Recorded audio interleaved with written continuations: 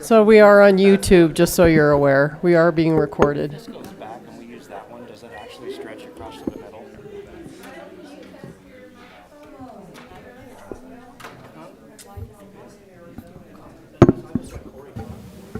Oh, that one wouldn't get far enough.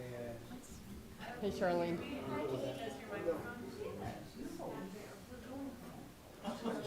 He's on mute.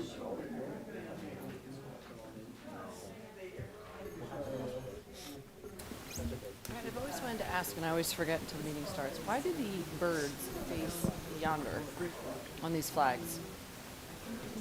One faces that way, one faces that way, so I was wondering if there's a meaning behind the, I think they just get moved so much. I remember, I've always, this flag has always faced that way, and I was like, is it like purposeful? Does it have to face northeast? Another recording right now. Hey, Kyle, can you hear us? Try chatting to him.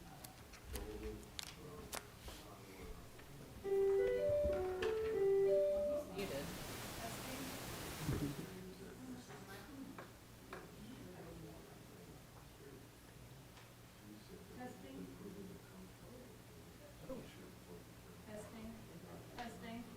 Kyle, can you hear us? Which microphone I pull? I heard you for a second there. Can you hear me now? Ma'am. All right, thank you.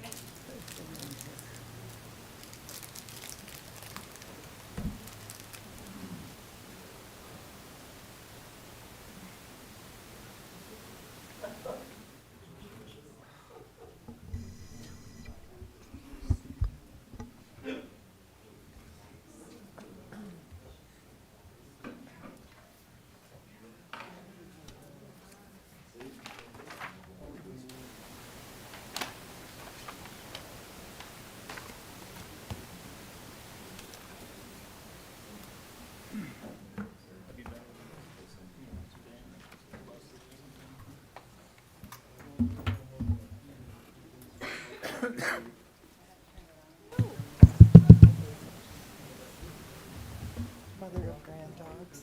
Great dogs. Mother of great things. I like your dogs. Your flower. Thank you. Wow. Oh, okay. What? I try. She thought we were, she thinks They're we're all too fancy. springed out. Look Oh, at them. I know, I didn't get the memo to wear Right. pastel. Right.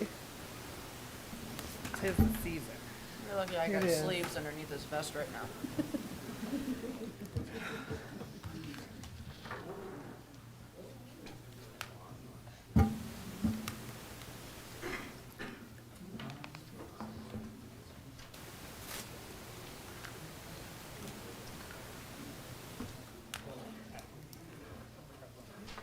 Would you plug me in, please? Sure. Thank you. Am I over too far? No. Switch to my corner? No, but I do like your corner. I got it last week. I had it 2 weeks ago. I, for some reason, didn't come to any meetings in April. I was like, wow. Good busy. Yeah, I was out of town. Good out of town busy. Oh, yeah, trainings. Oh. I remember the third one. I remember why I was not there.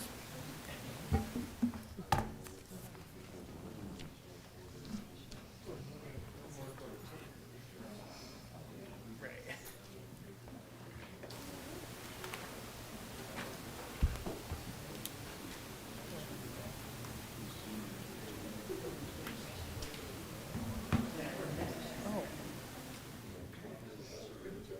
Yeah, parking's a little bit of an issue on Tuesdays now, huh? Soccer, little kid soccer.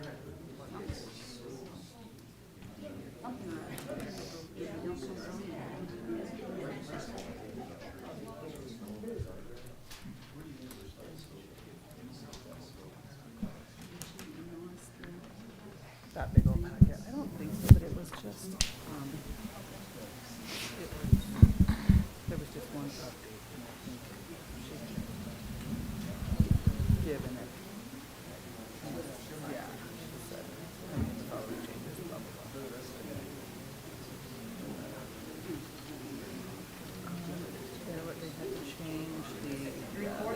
brand entity of one of the developer to contractor to somebody, you know.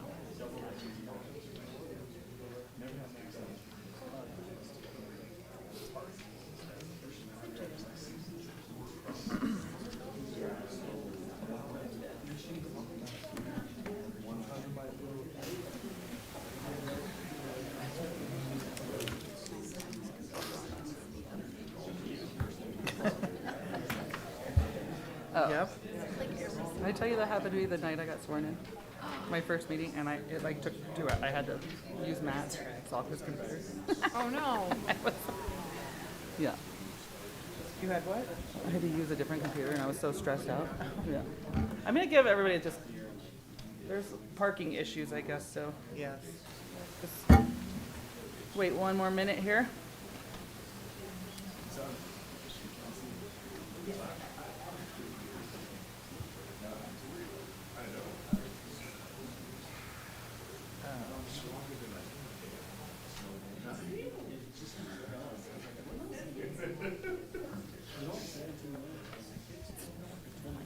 Everybody ready? Yeah. Good? Ready?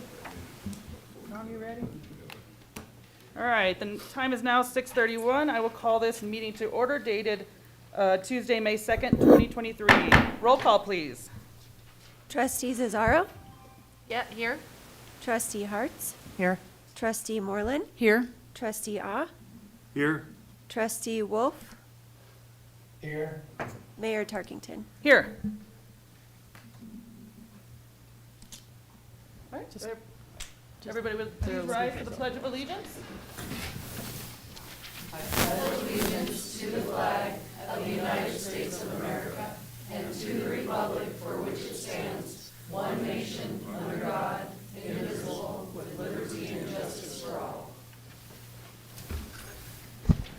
All right, does the board have any conflicts of interest to announce at this time? Yes, go ahead. I need to be recused from item 8B, as I am a part of the Rotary. So that would be, yeah, 2B, the public hearing, and then, Yes. okay. And 2B. 8B and 2B. 2C, 8C. And 3C for me. Okay. Here the whole time. All right. At this time, I will call you up for public input if anybody would like to address the board. I'm asking if you do want to talk to the board, please sign in. We're having a little bit of trouble. There's a lot of back chatter that the microphone's picking up, just getting names and addresses correctly for the record. So if you are going to address the board, please sign in at some point during the meeting and state your name and address. And you have 3 minutes on the floor. All right, all other public input will take place during that section of the agenda. All right, did everybody get a chance to look at the agenda? Yes. Madam Mayor, I'd like to make a motion to approve the agenda. I'll second that. All right, roll call, please. Trustee Cesaro, Yes. Trustee Hartz, Yes. Trustee Moreland, Yes. Trustee Ah, Yes. Trustee Wolf, Yes. Mayor Tarkington. Yes. Motion carries. All right, and at this time, we will go ahead and pause the regular meeting and open up our public hearings. Our first public hearing is ordinance 486, our stormwater ordinance. So we'll just introduce that. It's an ordinance to create a stormwater utility. The stormwater utility will have fees at some point. There will be a feasibility study that will be done this summer in addition to another Colorado Water Conservation Board kind of overall study of the town. This ordinance was reviewed at your last meeting just as a draft. It was advertised in the Durango Herald April 14th, April 21st, and April 28th. We were required only to do 2 notices, but we did do 3. It's also, we did put this information out on social media as well, so people were aware that we were going to do a stormwater ordinance. Stormwater ordinance will basically be to eliminate or start to manage stormwater from running into our irrigation dishes regarding the Clean Water Act. and also to protect property within the town of Bayfield as well. The ordinance will go into effect 30 days after published in the event that the board adopts this ordinance. And there will not probably be a fee until January, and there'll probably be another public hearing for any fee structure around the end of November or the 1st of December as well. All right, do we have any questions from the board? No. Do we have any comment from the public? Name and address for the record. Jim Piccoli, 181 South Mesa Avenue. I guess my question is why is the town going to be imposing fees when this should have been done 40-plus years ago, maintained? I've been at this address for almost 43 years, and not one thing has been done to prevent this overflow looked at. Nobody has touched our ditch in front of our residents except me. I've maintained that. Yes, I know that the culverts were put in the 70s when this house subdivision was actually built on our side. The east side of South Mesa has 2-foot culverts. Our side has 1-foot culverts.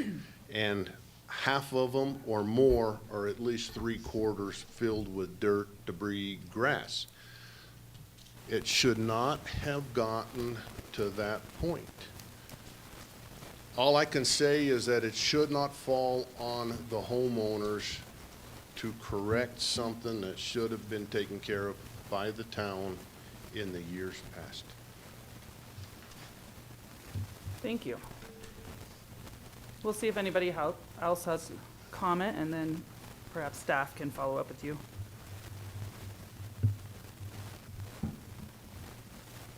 Do we have any other public comment?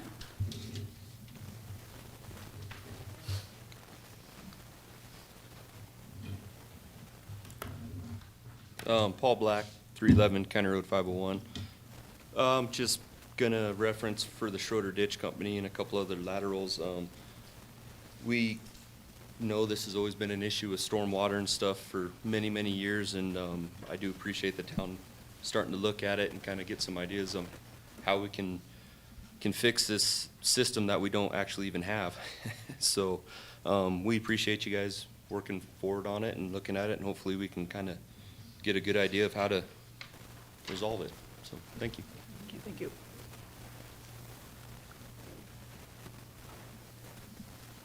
Anyone else? Staff have any follow-up on that? So as far as culverts go, regarding the street culverts that run under the street, not the right-of-way, under the street, that is the town's responsibility. We do have a sales tax that was adopted. It was for 20 years. We are looking at that as far as cleaning culverts. If it's a driveway culvert, that is the responsibility of the driveway, whoever happens to own that driveway for that property. So I'm not aware of which ones we're referring to. We are looking at a lot of the culverts, and we'll also be working with our engineer regarding updating the drainage study, which actually looked at culverts to make sure that we're maintaining our culverts appropriately. And then fee structure. Fee structure will be determined by our engineer during the feasibility study. That's why the amount of that engineering study went from $70,000 to $125,000 because they'll be looking at surfaces, impervious areas that are creating the stormwater that we're all trying to manage. Does that answer your question, Mr. Piccoli? Jim Piccoli, 181 South Mesa. My question is, does the town have an ordinance for drainage, specifically for drainage in the town right-of-ways? Because our driveway culvert is within the town right-of-way. When they did the utilities however long ago, I was told, because my driveway is completely concrete, They told me that if we have to replace the culvert, you will have to finance the concrete if that's what you want, and I says, not a problem. So that tells me that even our citizen driveways, it's on the town right away. And the reason is because I retired from the county. County policy is that when a driveway comes in, a brand-new driveway, the homeowner pays for the initial culvert up to the county specs. If down the road that culvert fails, then the county will replace it, not the homeowner. At this point, the driveway culverts will be the responsibility of the private owner that actually uses that driveway to access their resident. If you're looking at basically responsibility for the town, to assume that responsibility, we would have to pass that on to our engineer, and obviously the monthly fee would probably increase, but I can't even tell you what that fee would be at this time. Well, if anybody on the town can show us where's your policy that states that? Because evidently you must have adopted a culvert policy as to who is responsible. And that's, if you can provide that, I don't have a problem. I can provide that, but not tonight. And you did sign in? We have your information. Well, I put it right up there. Thank you. All right. Any other questions, comments? We can go ahead and move on to our, oh, we got another, sorry. Tricia Ross, 124 South Mesa. So does this mean, like what you're saying, that no work other than surveillance is going to be done until next year? And if that's the case, I understand the culverts that are at the driveways are the residents, we have to take care of that. But what about the culverts that aren't up to par, that are under the park, which is what caused the flooding at 124 South Mesa this last year? So we are reviewing that at this time. Keep in mind that there's not a solution, an easy solution at this time regarding the park culvert. Has it been discussed, even a temporary situation of digging a ditch? An old-fashioned ditch.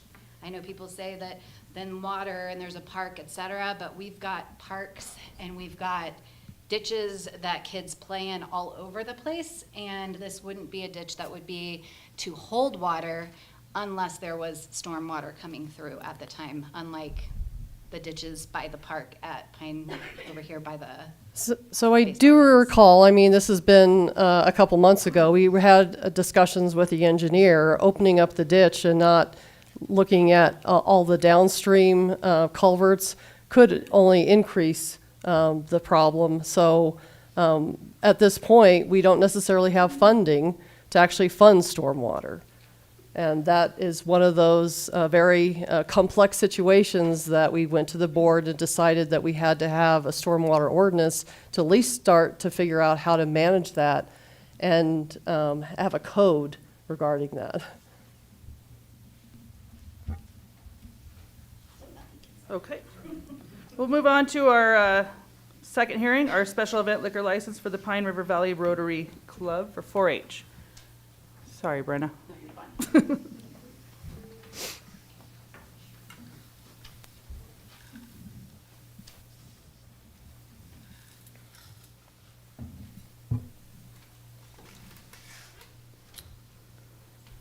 Okay.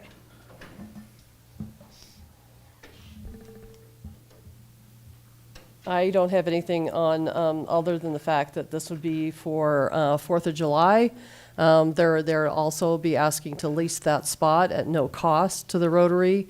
And they have a beer and wine garden that's in the north softball field.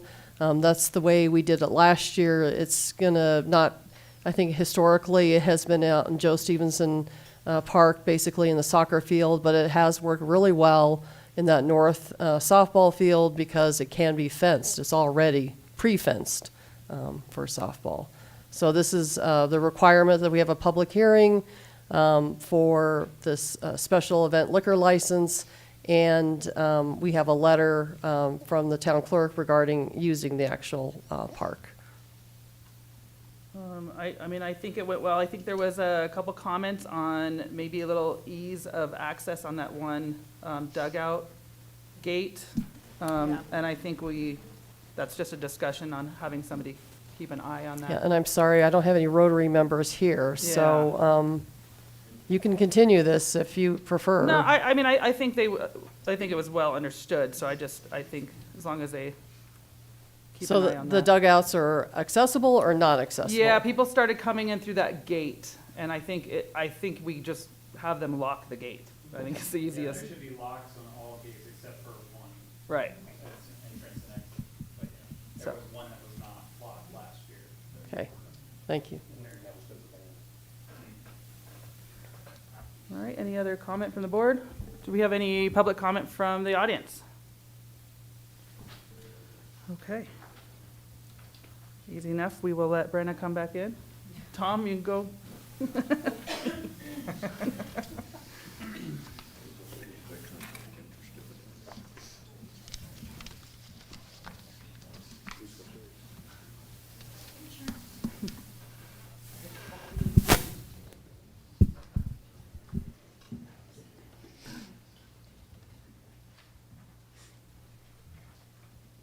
Okay, moving on to our Mustang Crossing Phase 1A subdivision improvement agreement amendment.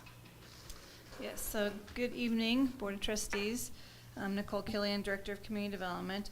And this is a request to amend the subdivision improvement agreement for the Phase 1A of the Mustang Crossing. Through the development side of this, so they are in the process, they've received their Phase 1A final plat approval from the Board of Trustees back in, there's a long history on this one, back in December, and they are now trying to get ready to start construction this summer. And as part of that, the applicant, Mustang Crossing LLC in Glen Moselle, is requesting to use CRG Construction to carry the bond for the project.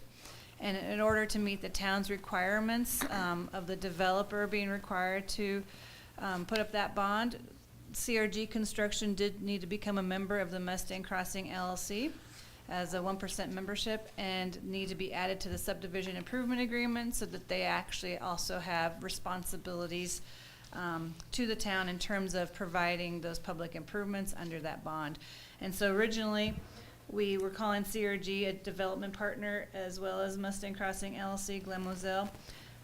But CRG's insurance has said that because they're the contractor, they cannot be listed as a developer, so we changed that language to just say contractor, but we want to make sure that CRG also has the responsibilities of the subdivision improvement and meeting the responsibilities of the subdivision improvement if they're going to be carrying the bond for that project. So nothing else on the project is changing, it's just the legal language of the subdivision improvement agreement and who's going to be carrying that bond. Staff did review this as well as had our town attorney, Mr. Goldman, review it as well, and he did point out that there's one thing he would like added to this updated draft of the subdivision improvement agreement that lists CRG as the contractor, and that is because it's already been approved and signed, we just want to make sure we add at the end of the title that it's superseding so that we know that there was a previous agreement, and this is now amending that previous agreement. I believe, I don't know if you have anything else to add, but I believe that was all the comments. Yeah, I have nothing further, Nicole. Good job. And so staff, again, we've reviewed it and we are comfortable with the language as being proposed and supporting the approval of this amendment to the subdivision improvement agreement. All right, questions from the board? I know the applicant is here. If you would have anything you'd like to add or any comments, name and address for the record. Glen Moselle, 1255 Escalante Drive, Durango. I'm the applicant with Mustang Crossing. Just wanted to say thank you again for your time, and so little last-minute housekeeping here, but Corey Gosney's chomping at the bit. We're ready to go. We're hoping to build this summer. So, thank you. All right, and I will open it up for public comment. Anybody would like to? Brian Blanchard, 627 Louisiana Drive. I just need some clarity on some things. As these projects, not just this one, but other projects as they're phased in, does the new rules and regs with land use code and in general the comprehensive plan, as those things change, we've been working on kind of updating a lot of that, will phase, in their case of Mustang Crossing, he only wants to do 1A to start a phase. Then there's 1B, 1C, and then somewhere down the road at some point will be phase 2. My question is, how do the new rules and regs as they're implemented into our land use code and our comprehensive plan apply to later phasing? Thank you. Do we have any other questions?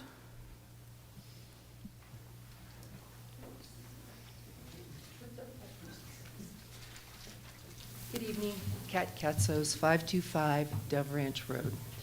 I have two concerns, maybe one concern and one question regarding the subdivision improvement agreement. If anybody's been listening to the financial news these days, the feds are raising interest rates again, and inflation is putting even more pressure on people. And then also another bank failed last week. So I would encourage the town to actually, in the writing of collateral, it says that in the form of a cash deposit, bond, or letter of credit for 100% be applied as a fallback plan for this town should the developer pull out or financial impacts affect that developer. I would encourage the town to seriously consider to change the wording there and require that the developer bring 60% cash as collateral in your hand, and then the rest of it in the form of a letter of credit. So to Mr. Piccoli's point, he left, the stormwater issue is a financial issue now to this town and every resident of this town, because the town of Bayfield did not collect their money, their collateral up front. So if that developer folds or financial impacts affect that developer, again, the town is going to come up short. So I would encourage you to seriously consider changing this language. A bird in the hand is better than a bird in the bush. And a letter of credit means nothing if the bank won't even uphold it. The Great Recession of 2007 and 8, I was in the lending industry at that time, and I know the impacts of our local banks and what that meant. So the town needs to take cover. Act like this is your own personal investment. Would you risk your finances and your collateral or your assets? The other question I have is, Nicole, help me out here. On page 18 of this proposal, it talks about all the actual improvements that are going to go on in this development. And if I'm reading this correctly, it's, I guess it's line items 34. There's 5 of them there. It is my understanding by reading this that nothing is going to be applied to soil amendment. Is that correct? I don't know the answer to that. Okay. It says, do not add this item. I know for a fact that the Mesa development, they have a high water table. There's a lot of residents over there that have sump pumps that run all the time. winter, spring, summer, fall. So I would encourage you to require soil amendments to help those future home buyers to stabilize the land that their homes would be built on. Because then if not, as in the case of my home in Dove Ranch Road, it was a requirement in the subdivision improvements agreement that soil amendment be done, and it was not done. So my stucco house has huge cracks in it and sinking cement slabs because that wasn't addressed properly. So I would bring those two items to your attention and hope that you seriously consider them. Thank you. All right, do we have anyone else? Do you want to address those questions or concerns? I would say the applicant should address Oh. those. Well, I can start with the rules, Mr. Blanchard's question about when land use code changes or comp plan changes.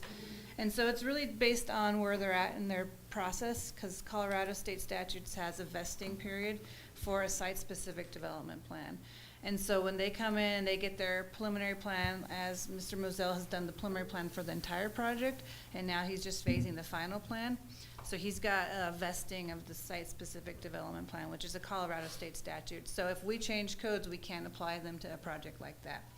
If we have a project that was only done a portion of it, and they haven't come through the whole thing to get their preliminary plan and their engineering done for the whole approval, then they don't have that vesting of the site-specific development plan, and therefore then they would be, have to follow updated land use code changes. So it really just depends on the project and where they're at in the approval on whether we can apply new code changes or not.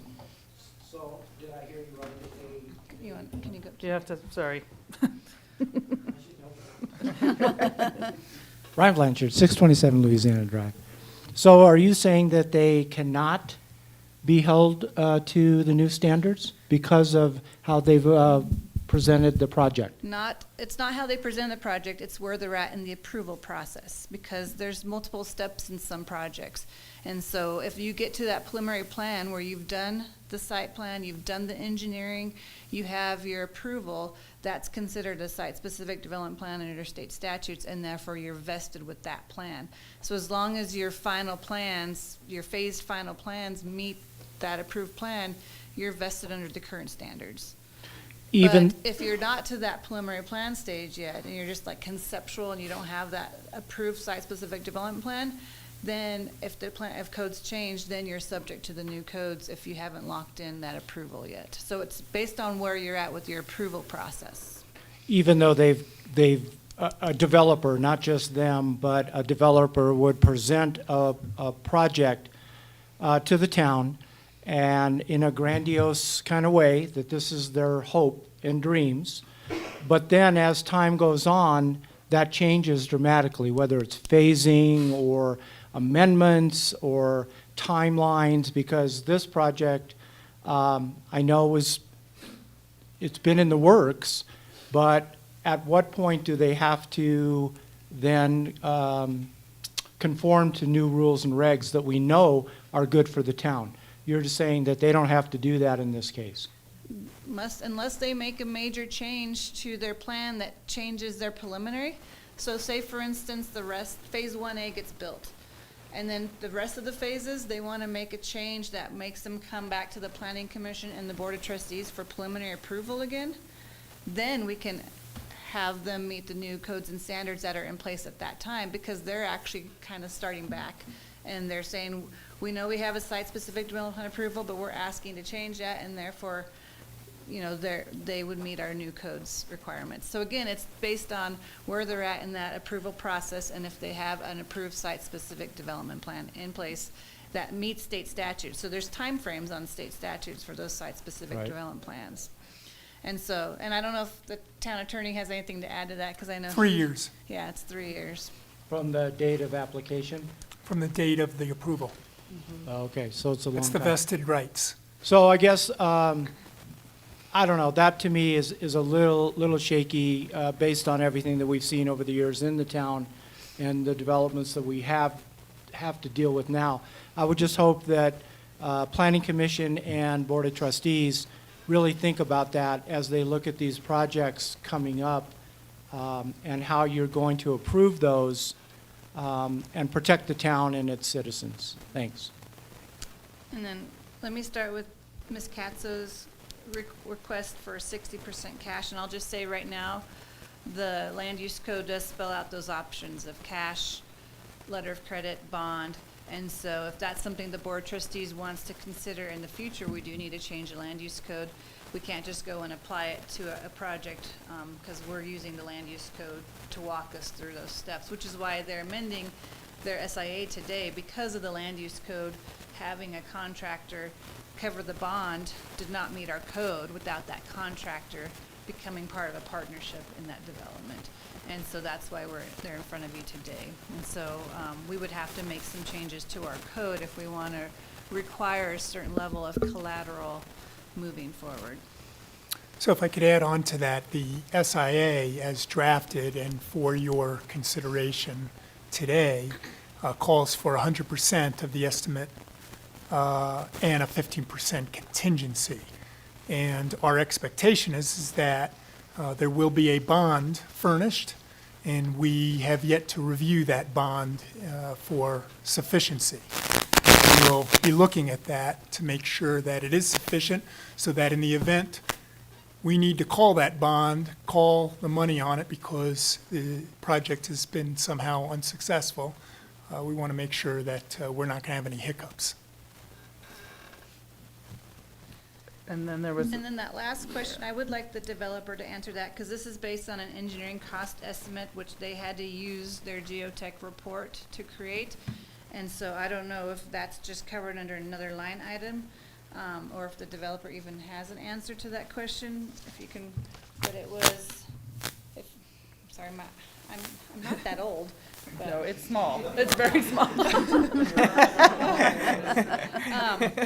It's So concerning geotechnical sort of data yeah, and it's the soil geotech data, stabilization. and they're not including a unit cost estimate for that, so I don't know if they're proposing to use native, which I don't know what the answer is to that, and I don't know if the developer has an answer to that, but this is based off of their engineering's cost estimate, based on their geotech report. Do you have anything to add to that? Mustang Crossing. Again, we're relying on SEH, our engineer, and Troutner, the geotech, the reports. We're not looking to cut any corners, and obviously we would bring in whatever soils needed as needed. I mean, I don't, that's not saying not to add whatever to the soil. It's saying not to add it to the line item. That's, I think that's what, Yeah, and I guess we'll get some clarification on that, because I think the biggest question will be, do we have enough in the bond? So that's something that we'll get some clarification on if we need to. So we'll check in with the engineer and the geotech. How much is the bond typically? What's the requirements on those? So Just in general. as the town attorney said, we require 100%. So this is just for public improvements. So it's not for anything that's private on the private lots. This is just for the roads, sidewalk, when they do water mains, sewer mains, the stormwater pond, those are public improvements. And so this is what is required. This is what their cost estimate is for public improvements, so that the town is covered, because the town ultimately takes ownership of those improvements. And we want to make sure they're done correctly. And so as the town attorney said, they're required to do 100% plus 15% contingency on that bond.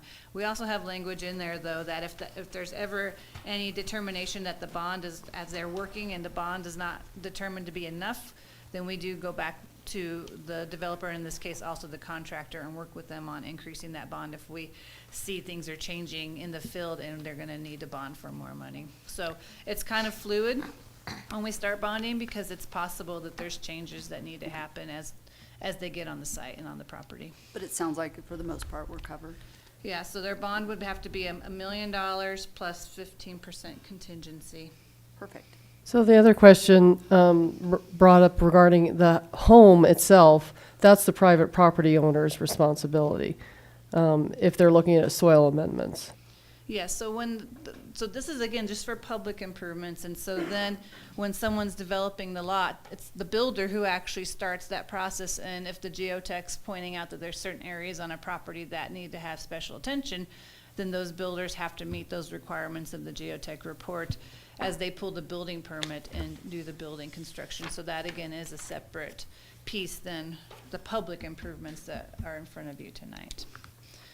But again, I just can't answer that 100%.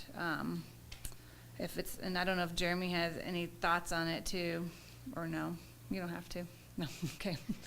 But I can't answer that 100% if that is meant for, if it's covered in some other line item, or if it's meant for public improvements, or if that was meant for individual properties, and therefore that's why they said do not add to this line item. Thank you. I guess one thing to keep in mind too, it all depends on the construction methods and installation of public infrastructure and which type of soils they'll be either importing, exporting, or renewing. So, I mean, there's a lot of different variables that can go into that amended soil portion. So we're not even sure how it's going to be constructed at this time. Okay. Thank you. All right, does the board have any? Nope. Just a little clarification. Again, with regard to the amount of the bond, it's not yet clear to me what the precise estimate is, but there is a total cost for the civil site work, which amounts to $1.4 million. And then there's the total cost estimate for the public improvements, which is $1,008,000. And the bond could be as much as $2.4 million plus 15% contingency. So just want to make sure that we're not on the record as saying your bond only has to be in the amount of $1 million plus 15. Okay, thank you for that. Okay, we will go ahead and close the public hearings and resume our meeting. We'll get Tom back in the room. Somebody can snag him. And we will have a presentation from Vector Disease Control.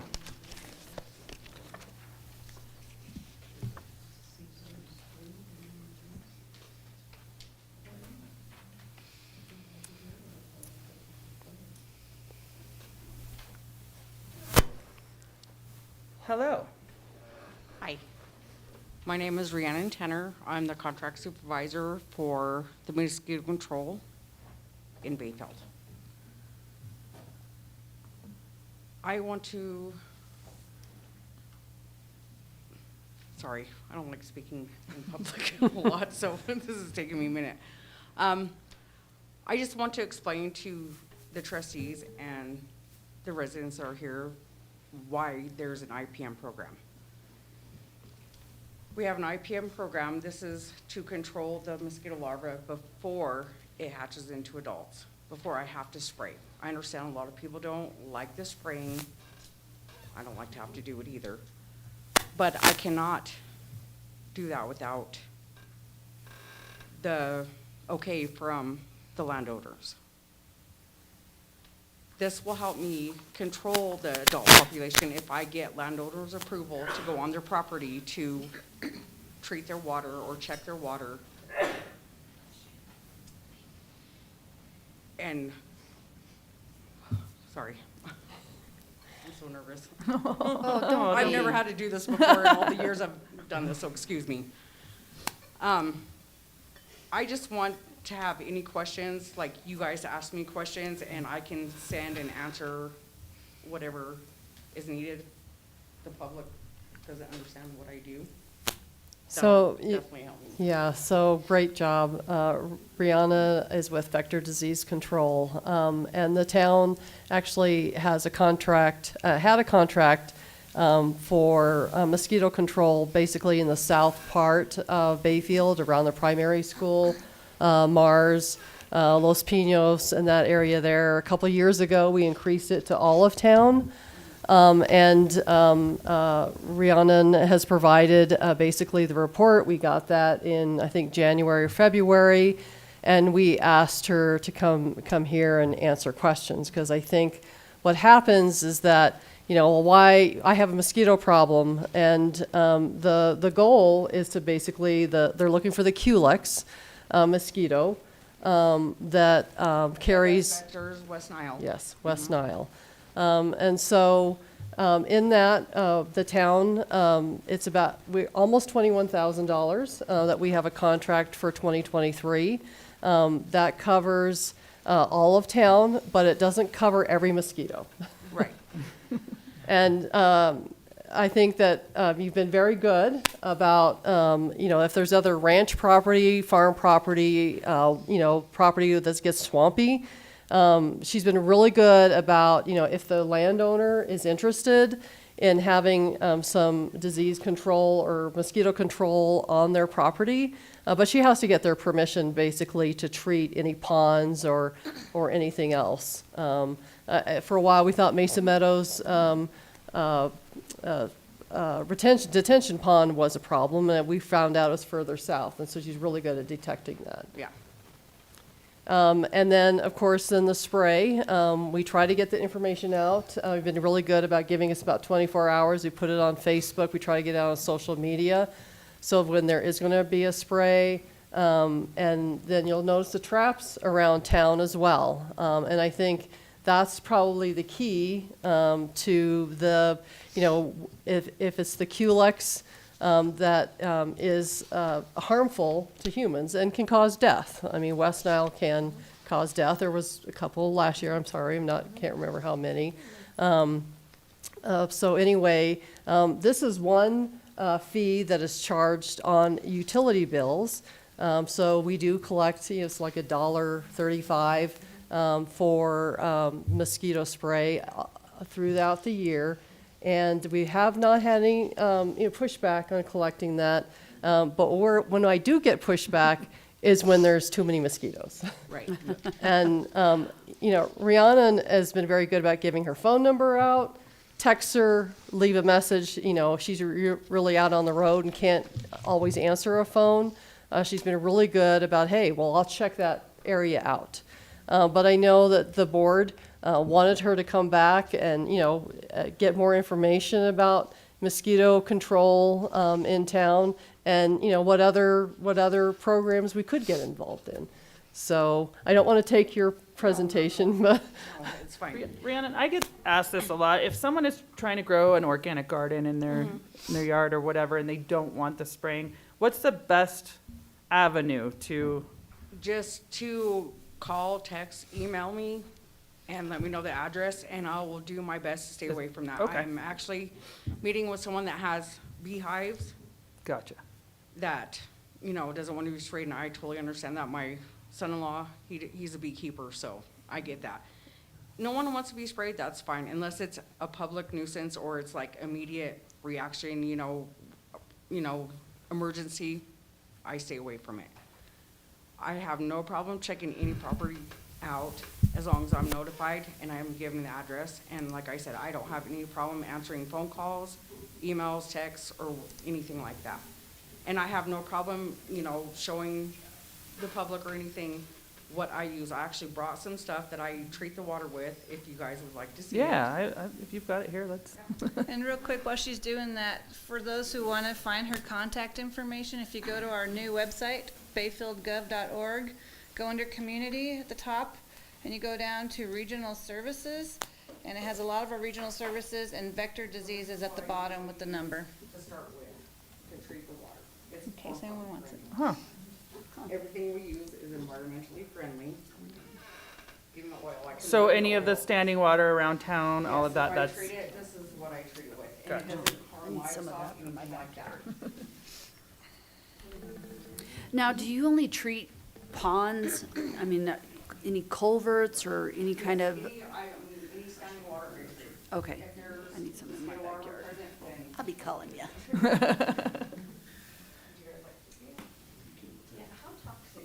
it's not. Everything we use is environmentally friendly. This is corn cob granule. This stuff is impregnated into it, and it's Bacillus thuringiensis, which grows out of the ground. spraying, what do you use? I can actually show you. I don't even know if we're in that area, so. No, that's It's good to know for the Yeah. environment. Why wouldn't you want to know? I mean, you know. I stay away from anything that's. It's a breathing, it's not toxic, it's environmentally friendly. That's everything we use. How effective is it when you're driving down the street spraying or backyards? It only targets and kills mosquitoes that are flying at the time when I spray. And I try to spray here when it's dark because I know comes everyone's out at not night. here and likes to walk and all that stuff, so I try to wait till around 9, 10 o'clock. When there's no one out walking. And if I do see someone walking, I turn the spray off. Will you come into the private backyard if we sign up? It's not really a private backyard. We could figure something out, and I can show you something that you could do to do like a barrier spray that you can actually buy stuff at Walmart. I don't know, did I ever send you that stuff for barrier sprays? I don't think so. I know I have a couple backyards that have asked. I will get that information. That'd be great. Yeah, we can put that in the newsletter and on the newsletter? website. too. Yeah, yeah. That's what I was Yeah. thinking, the newsletter. All right. What other insects does it kill? It's just, mosquito, like larva-sized insects. It's not the good, it's the bad insects that it kills. They ingest it and they just kind of explode.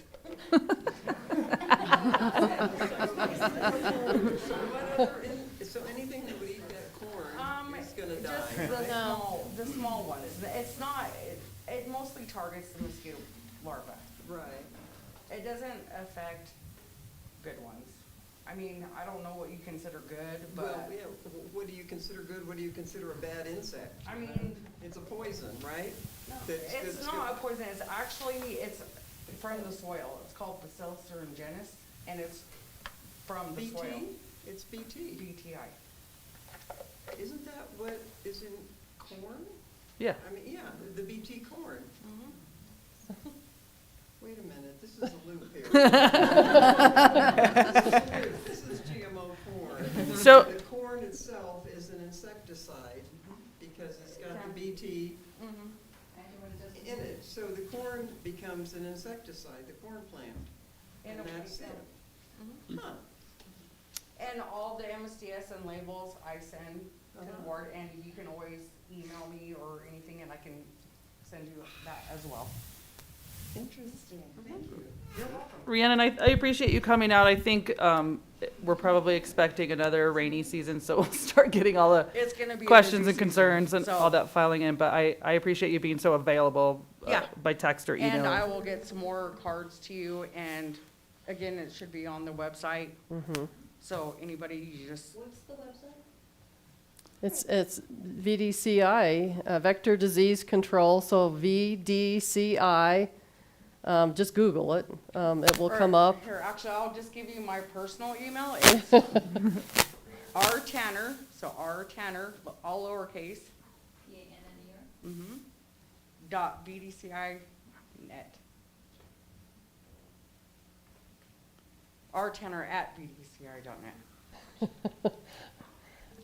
Sorry, guys, I've been up since like 2 o'clock. And we also try to get people to do your own mosquito control in your backyard. You know, emptying, containers in your backyard. You know, you got a little swimming pool, or you start, Rain you barrels, got dump those yeah, out. dump those out. So there's other things you can do as far as mosquito control, because your backyard may be the biggest, home Offender. Oh, no, that was bad. Mine was Nursery. like that a couple of years ago, and I was like, and I work for mosquito control. So, yeah, it happens. Rihanna, I know I appreciate you because in the evenings when I want to go sit outside and I can't and my husband can because the mosquitoes love me and they don't like him. Like they love me, I don't know what it is. So it's frustrating when it's warm out and I just because can't sit outside. It's the CO2 that you respirate. Some people respirate more CO2 than others. All right, I guess I'll have to work on that. Stop, I was gonna say, stop breathing. Well, thank you. Hold Thank your you breath again. while you're out there. Thank you. Appreciate that. All right, we'll move on to Community Connections, their $1,500 request.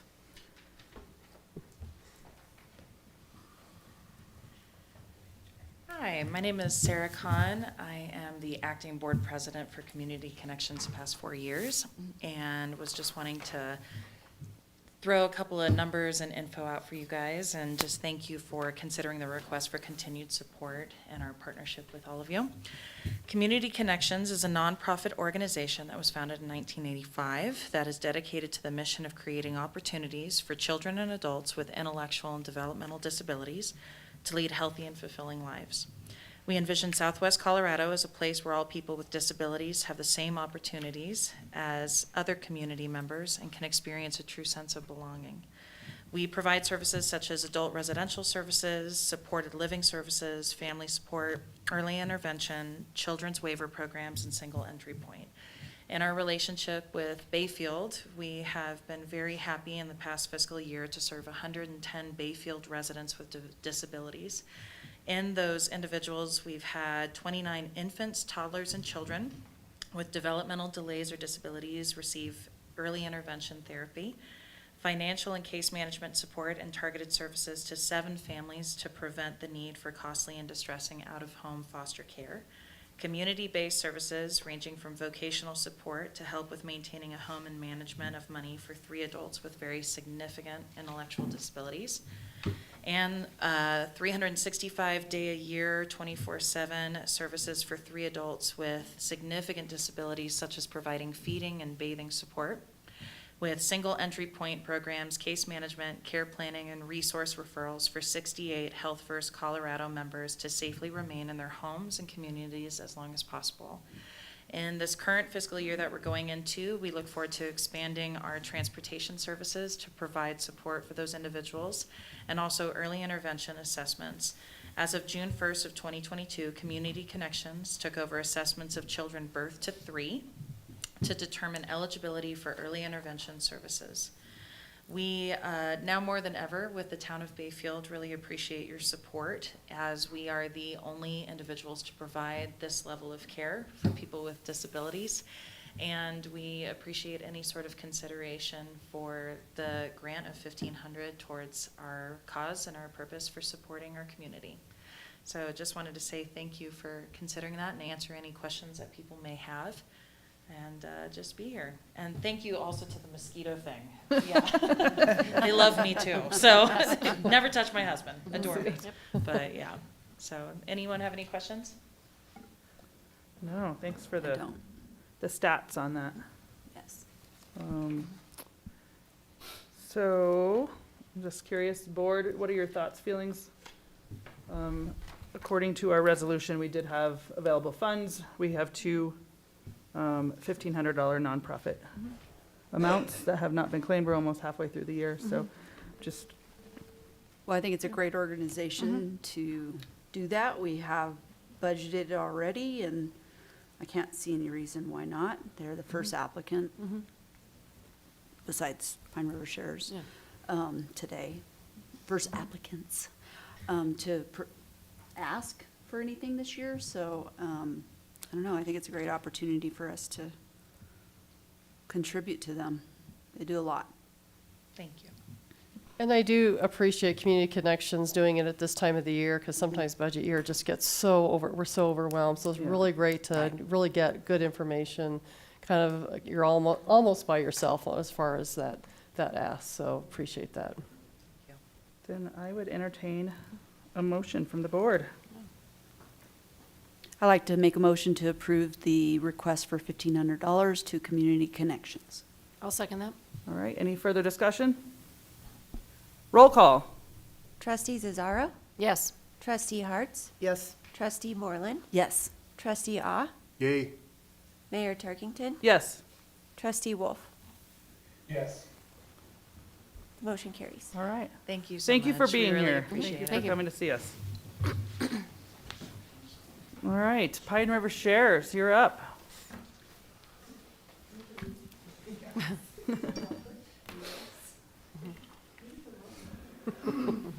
name's Pam, 658 Southeast Street, Pine River Shares. I don't know if I'm supposed to say that. I'm here representing our request of $1,500 for the BK, Bayfield Kids for Kids summer food program. I will say more about that in a second. Y'all hear from me all the time, and I am really blessed to have some Bayfield Kids for Kids with me today. come on. That help pack backpacks for kids, for smaller kids than themselves. And we twisted their arm and fed them and paid them. They came back. I was going to say, take a minute to say what their work and Voluntold.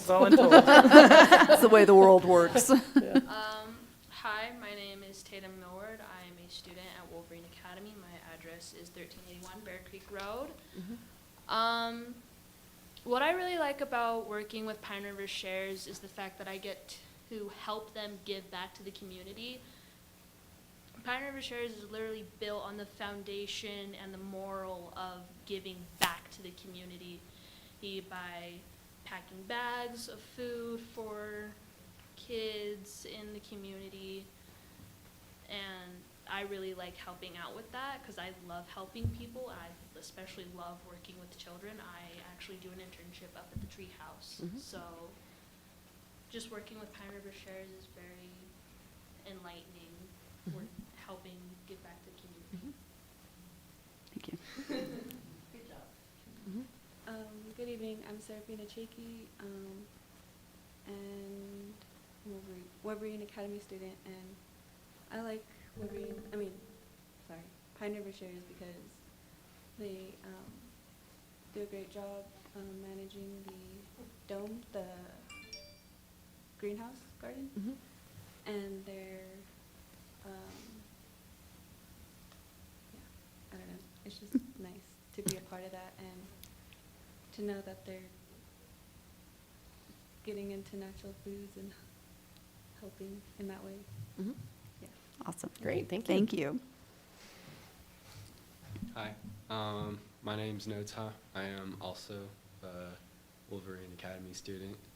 I intern at Pine River Shares. I work in this little department where it's called the Free Cycle, and they just give out free clothes, and I kind of organize all the clothes with some other students at Wolverine Academy.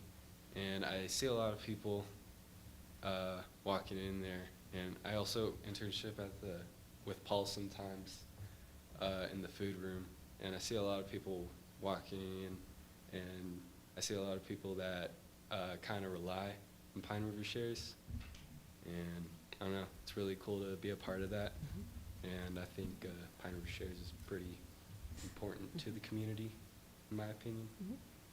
That's all. Thank you. Thank you. Oh, Pam, you knew what you were doing, bringing these awesome kids, bringing these awesome kids in here to. Bayfield Kids for Kids. You know, we founded that the backpack project, and we're 10 years old this year, so that was like 9 years ago. We started that was one of the first programs, and we started it with the theme: Bayfield kids are a strong community. Bayfield kids take care of each other. And that's it. You know, we're a volunteer organization. We've got over 180 volunteers, and about half of those are young people. And so these are the folks that will be sitting up here, and the meetings are going to be a lot more exciting, right? So anyway, I just will say that we pack about 600 backpacks last year during the summer months. We're packing.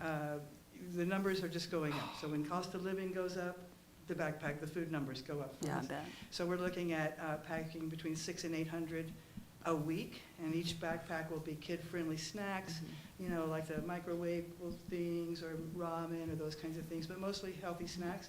And we're going to distribute them in the places where kids go, and that'll be at the library. So we're going to pick the most high impact time at the library, and young people with Paul will be distributing those backpacks throughout the summer. So we're asking for your support. Last year, we packed 7,200, we fed 7,229 kids these backpacks throughout the year's time, and that equals 55,000 meals. So, Wow. for having kids. Wow. Happy to answer. Paul, you want to say something? So Paul's our food guy. Everybody knows him, the food dude. You know, Food dude Paul. And he actually is the one. I said this year, I said, I don't know why it always falls to Pine River Shares to be the only one to feed the whole freaking community, you know, in the summer. And I'm grousing about that. And I said, it used to be a community thing. Everybody would help out. So Paul hears that and takes off, and he goes to every church. And he can tell you about it. He got the grant. He said, we need to come up here, you know.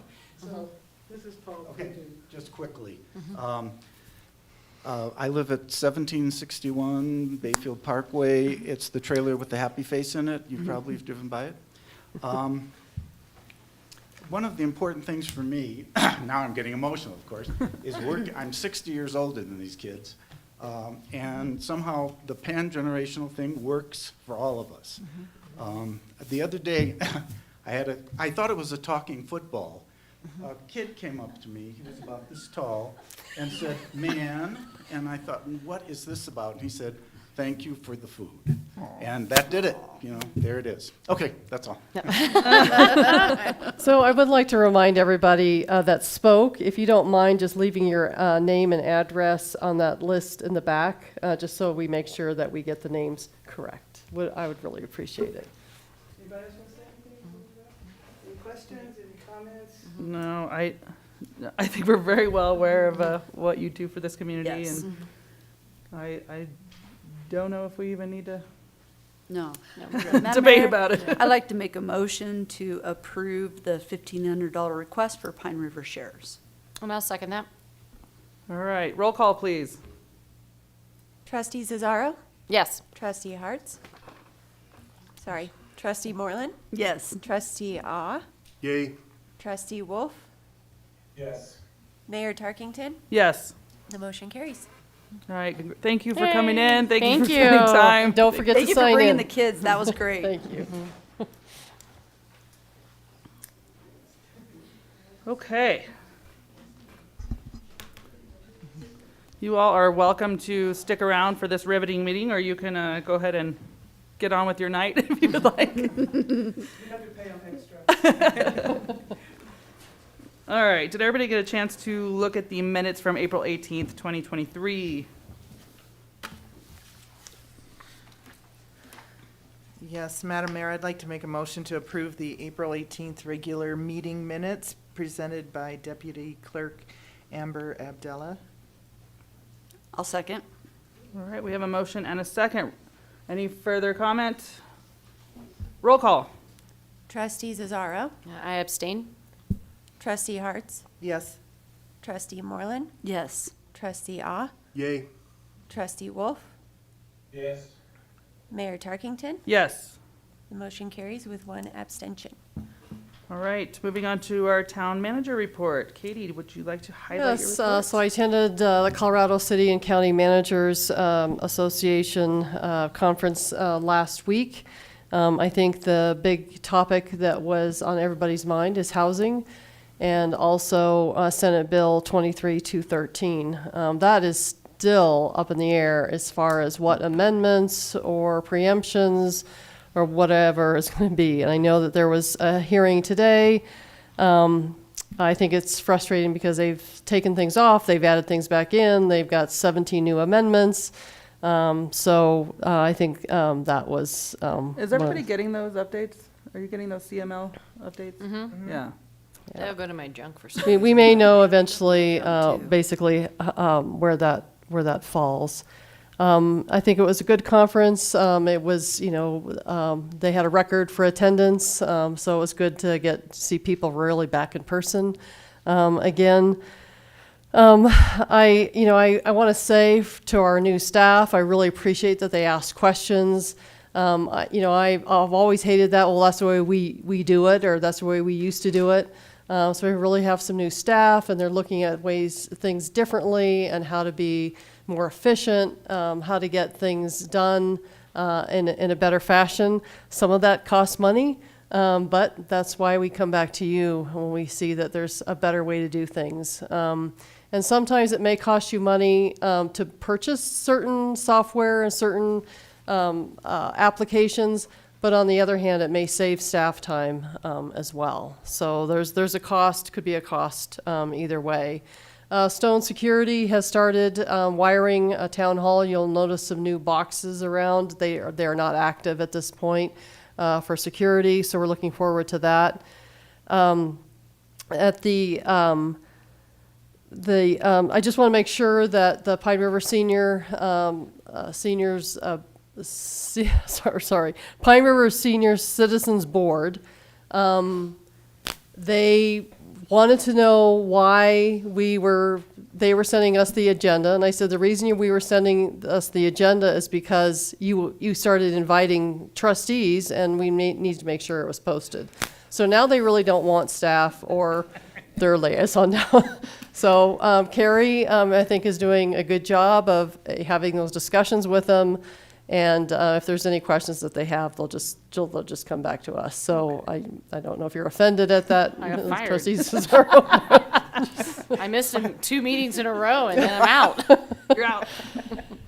We have started our Pine River Senior Center remodel. We've replaced the toilets.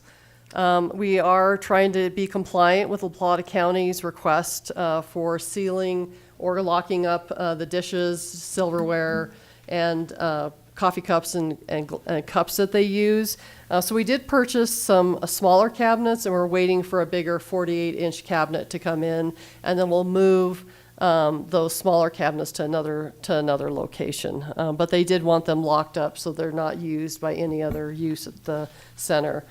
I did give you kind of a printout of some remodel that we would like to do, giving us access, the ability to kind of lock off that kitchen, changing the food prep storage in a different place versus the senior storage.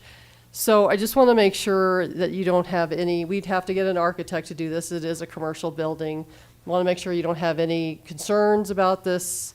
It's kind of a minor remodel. But I know we've shared it with Carrie, and if they have any questions, we'll certainly, she can work with the senior board. So we would like to get a water fountain down there.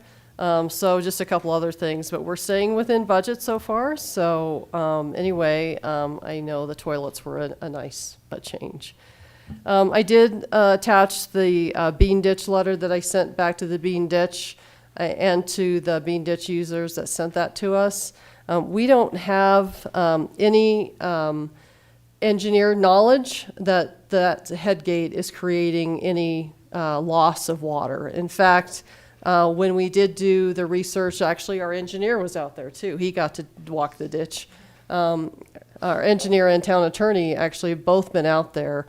That they have to, I think there was other things that bean ditch needed to do further down than where our headgate was. So if they find anything that they have done that we need to correct, we'll certainly be happy to take a look at that. And you'll see DB Tech is the subcontractor that is installing fiber. I know they hit a gas line a couple of weeks ago or last week. But anyway, they're installing fiber. We're working on the CNL next to the water plant. And so you'll see these advertisements around town to fiber internet that they're trying to get you to pre-register to sign up for that. Any questions on my report? And then, I think that we've looked at where the dog on leash and dog pickup bags are. They are at Joe Stevenson Park and they are at Eagle Park. Nicole and I have talked about that probably budgeting for bags and some type of a system along the 501 trail would probably be beneficial. But keep in mind that we're going to ask Ryan's crew to start managing that. And he's already at his max as far as staffing, especially that would be an all-winter project as well to keep those stocked and and emptied. So anyway, those will probably be a 2024 budget item. And so I believe that we have addressed all of the citizens' concerns regarding that comment last month. Okay, does the board have any questions for Katie? Ryan, we'll bring you up for your report.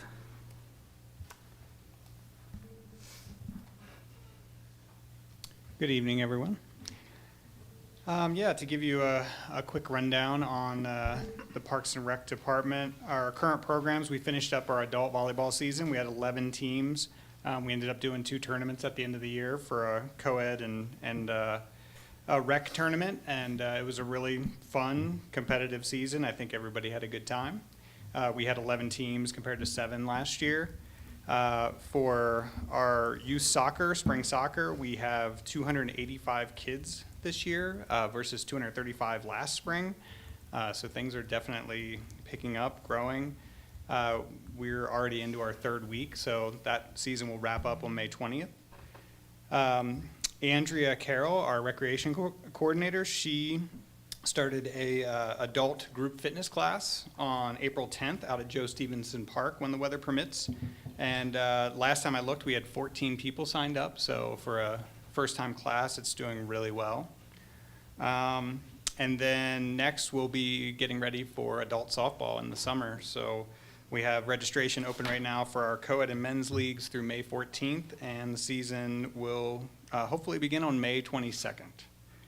As far as special events, we've kind of had a couple here recently, smaller events. We did our spring festival on April 8th, and it was a really good turnout. Luckily, the weather cooperated. We had 85 runners for our 5K run, so we're hoping to kind of build on that for next year. We probably had at least 30 businesses that donated raffle prizes for it. The community was very generous as far as that went, so I think everybody that participated in the race went home with a race bag and a prize.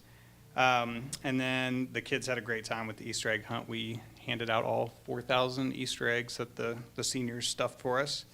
And then Senior Legacy Day, we partnered with the Rotary and Bayfield High School over at the library park to do a mulch project. We had pallets and pallets of mulch that had been donated to us a year or 2 ago, and we were able to utilize all of that. We were expecting 20 students to help out. We had 5, but those 5 worked really hard, and they got everything spread out. All we had to do was rake it out and finish it up. So yeah, whoever, I haven't gotten the names of those kids yet, but big thanks to them.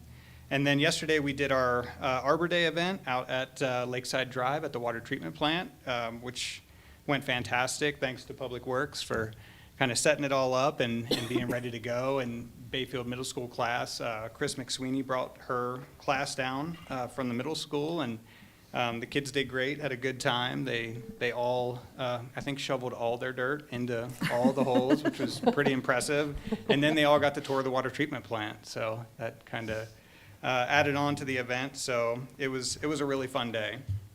Block party dates are set, June 15th, July 20th, and August 10th. So we've got some vendor applications rolling in. I've been in communication with the chamber on a couple things, so we'll be ready to go for that on June 15th. Initial planning for 4th of July, same thing. We've got parade applicants and vendor applicants already coming in. We've scheduled tents and porta potties and bands, and so and then we're going to have our first town staff meeting this Friday and every 2 weeks thereafter until the event.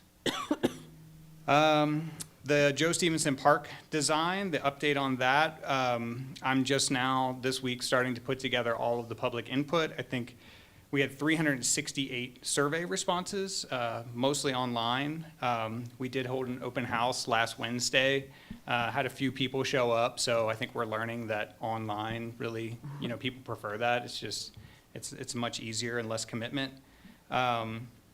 And so we will, I'll continue to compile that data in hopes to present those findings and recommendations to the Planning Commission on Tuesday, next Tuesday, and then to Board of Trustees on the 16th. Park staff is really busy right now, ramping up, getting ready for summer season. And, I think Mark started this week just turning on irrigation and water. So by next week, all the irrigation should be on and bathrooms should be open. The facility and grounds maintenance worker position, it's been advertised for about 6 weeks now. We had scheduled, I think, 8 interviews up until this point and only actually conducted 3 of them for various reasons. Most people no-showed.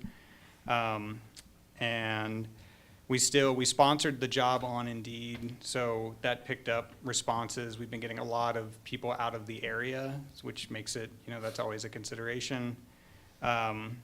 But we do have 2 more interviews scheduled for this Friday, so we're continuing to push forward and hoping we can find the right fit. The full-time parks maintenance worker position is not who is in the report. We had a change on that as well, but we did fill the position, and we're really excited.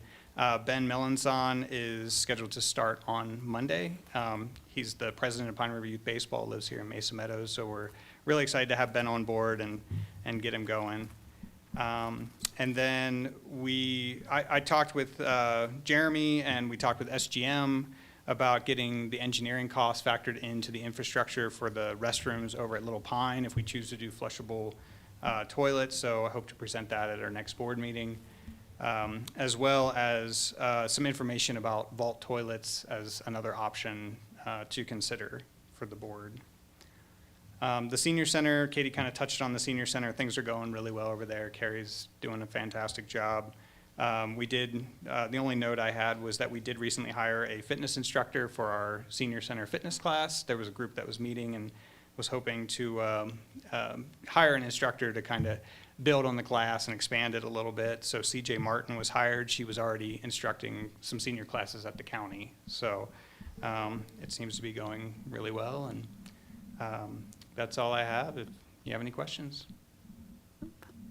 Well, thank you. A lot going on. Yeah. This is Say season. busy, busy. All right, we'll move on to our financial action agenda. Do we have any public input pertaining to items 5A through C on the agenda? If not, we'll move on to our April 2023 disbursements.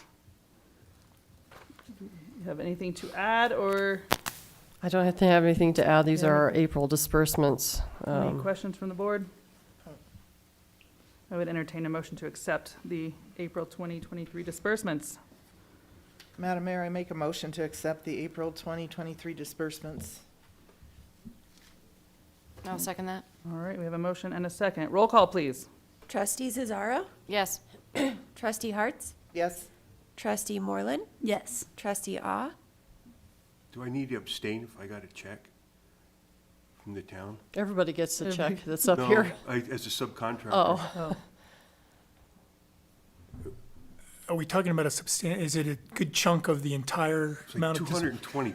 I don't think you need to abstain. Yay. Trustee Wolf? Yes. Mayor Tarkington? Yes.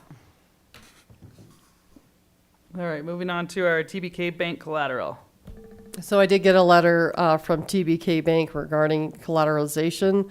I think this was requested at our last meeting. I just want to make sure this is what you were looking for. It is. Thank you. Thank you.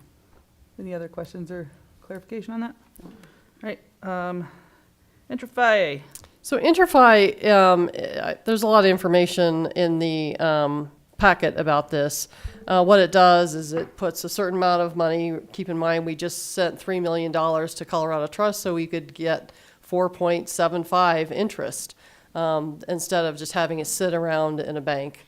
But Interfi, what it does is $250,000 basically is in the checking account that's insured. And then other dollars are basically in investing accounts that are it's assortment of banks. And those funds are all insured as well. And there would be interest. If the board is interested, we could get basically a estimate on the interest rate that they would be providing in some of these other banks. Keep in mind that if we had to write a $400,000 check for, like the sewer fund improvements, what they would do is that they would, and I'm going to forget the word, shuffle the money back into our account. It would cover it. And then if we had more than $250,000, they would shuffle money back into an investment account. Sweep. Sweep, shuffle. Okay. So I knew there was another word I was missing. So they sweep it for that purpose specifically. So anyway, I just wanted to make sure really should be a board decision. If you would like to be interested in this, we would get a quote from TBK Bank for this Interfi. Is this in lieu of Colorado Trust, or Yes. with it. We're still keeping some. No, with- you're still going to keep money in Colorado Trust. Okay. Keep in mind, if we need to get money out of Colorado Trust, we Right. have to, It you know, takes a call little them while. up and get approval, and in this case, it sweeps back and forth. So my question is whether or not Colorado Trust, do they provide security for the funds that we have with them? Colorado Trust does. Okay. Yeah, So No matter the reason I'm amount? asking this question, Yes. I actually work with Intrify very closely in my job. So the only difference between the two really is that one, you're asking for the collateral from the bank, and the second is that instead of having collateral from the bank, they sweep it to multiple different banks Right. to at dollar amounts and increments of 250,000 or under, so that those multiple banks cover with the FDIC insurance. Yes.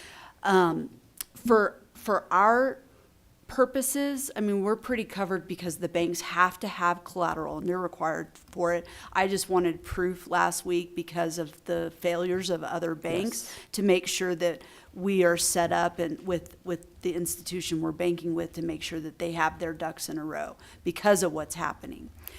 Is it really necessary for us to go this route? The only difference that it does is it affects the bank on whether or not they are having to take some of their capital and collateralize it and hold it in unspendable.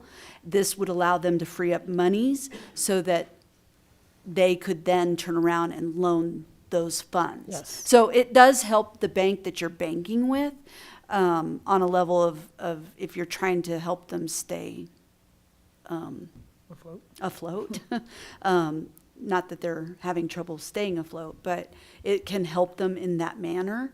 So if you want to do it for that purpose, I could see us doing that, but I don't think it's necessary. And we would like some of our money to be working for us a little harder than it has been.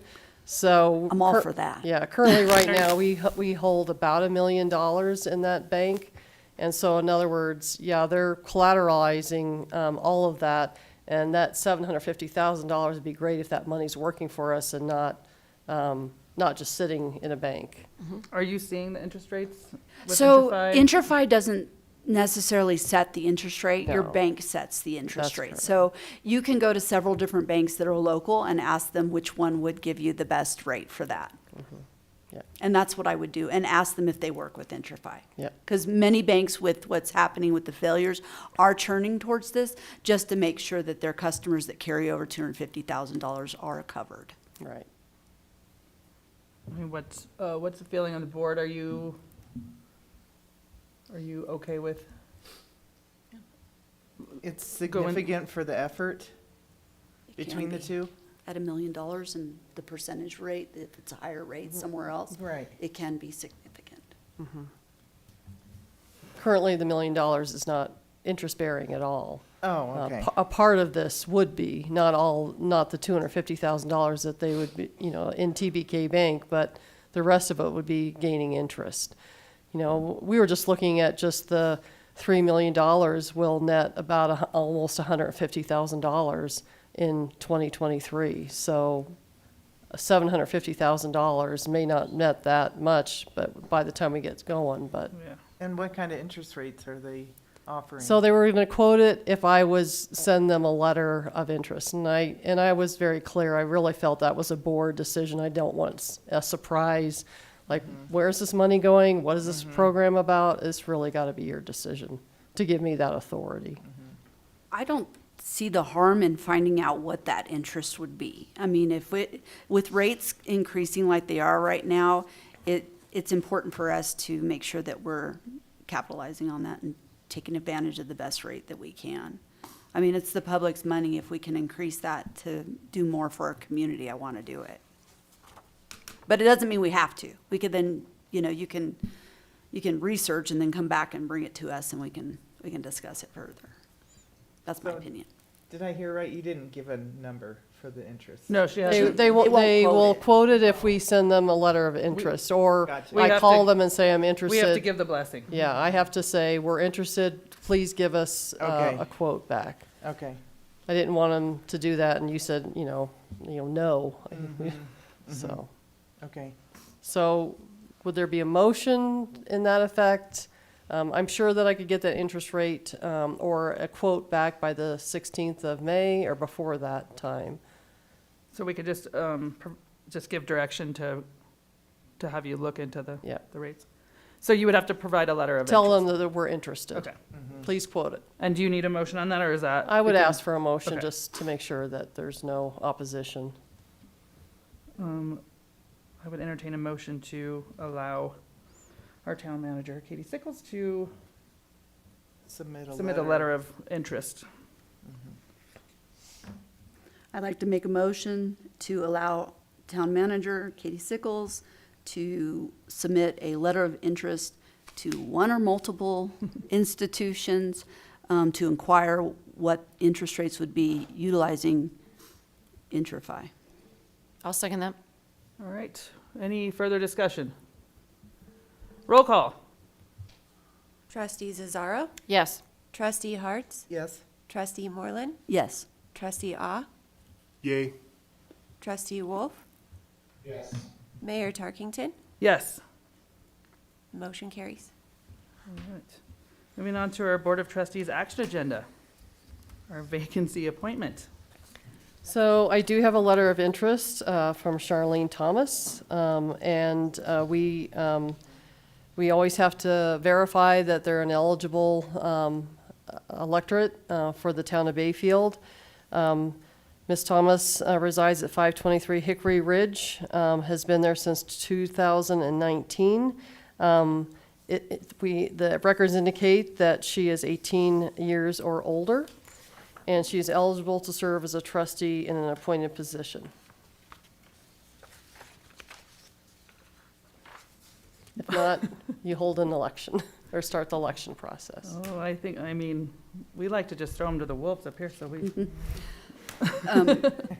I can say I know Charlene personally. She does work at the same institution that I work at. And I do know her work ethic's excellent, and I would put my name behind her. I'm surprised she didn't run out of the room at this point from this meeting, but she's still here. I mean, I would love to move forward and have her on board because she's interested in serving with the town, so. Oh, yeah, I support Charlene. So we would need a motion to Yes. appoint Ms. Charlene Thomas to. I'd like to make a motion to appoint Charlene Thomas as our new trustee. I'll second that. Oh, do we have to say for the duration and anything Oh, else? Statutory requirements that there, it only would be till 2024, and there'd have to be an election for that position. Yeah, I got a nod from the attorney. What she said. You want me to say that again? Yeah, can you just. Just so that she's not on the board indefinitely. I'd like to that's make not what more she's signing up for. for the term that ends in April of 2024. And I'll second that motion. All right. Roll call, please. Trustee Zazzaro? Yes. Trustee Harts? Yes. Trustee Moreland? Yes. Trustee Ah? Yay. Trustee Wolf? Yes. Mayor Tarkington? Yes. Motion carries. All right. Do we swear her in now? Yes. All right, get up here. Okay. Ready or not? Yeah, Charlene, would you like to step forward, please? You're in. If I have to stand up here, so do you. Okay. I'll give you a teach you. Thank you. I appreciate that. Okay, so raise your right hand and repeat after me. I, Charlene Thomas. I, Charlene Thomas. Do solemnly swear that I will support the Constitution of the United States of America, the Constitution of the State of Colorado, and the ordinances of the town of Bayfield, Colorado. I, Charlene Thomas, do solemnly swear that I will support the Constitution of the United States of America, the Constitution of the State of Colorado, and the ordinances of the town of Bayfield, Colorado, that I will bear faith and allegiance to the same, that I will bear faith and allegiance to the same, that I will take this obligation freely without any mental reservations or purpose of evasion, that I will take this obligation freely without any mental reservations of purpose of evasion, and that I will well and faithfully perform the duties of the office to which I have been elected. And that I will well and faithfully perform the duties of the office to which I have been appointed. All right, you get to come. And you get to start up there right Yeah. away. You want to bring Grab your your stuff, stuff up? You're in. Just like that. That was a deer in the headlights look. Yeah. Yeah. All right, so we do not have to schedule a special election. Thank you, Charlene. And we'll move on to our April committee assignment verification. Yeah, so I kind of, because we had a lot of things going on in April, typically there's appointments, annual appointments, and then there's these committees. So I just wanted to verify to make sure that everybody's good with the appointments that were done last year. The La Plata County Economic Alliance Board, the member is Mayor Tarkington. I am an alternate. Southwest Transportation Planning and Region Commission Committee, I am the member. Nicole Killian is the alternate. Region 9 and Southwest Colorado Council of Governments, Mayor Tarkington is the member. I am the alternate. Pine River Senior Center Board, not at this time. So we will just leave staff Carrie Kirkpatrick as basically that person at this time. The RHA Regional Housing Alliance, Mayor Pro Tem Moreland and Town Manager Sickles, and then an alternate Nicole Killian at this time. Tree Board, we'd love one of the members to have interest in the Tree Board. And then we also have La Plata Healthcare Improvement Coalition. They are seeking somebody from Bayfield to participate. And there's a whole bunch of information about how many meetings that they're going to have. They would really like somebody from Bayfield because they get Durango heavy. I'm not going to say Durango heavy, but they really feel that they need to reach out to some of the smaller communities. So if there is any volunteers, I'm sure that Greg would love to. Oh, there we go. There's two hands over there. I would be interested since I got the boot from my one assignment. I think it would actually be pretty cool to be on that Healthcare Improvement Coalition because it falls in line with what I do in my day job and my other EMS fire part-time reservist job. So I'd be happy to do that on behalf of our board. So I will let Greg know. He will just be ecstatic. Great. I can definitely represent Bayfield very well. So I am looking at a motion just to make sure that we're verifying these positions, just adding Trustee Zazzaro to the La Plata Healthcare Improvement Coalition representing Bayfield. Nobody for the Tree Board? Crickets chirping? All right, I would entertain a motion. Come on. Adding Trustee Zazzaro to La Plata Healthcare Improvement Coalition.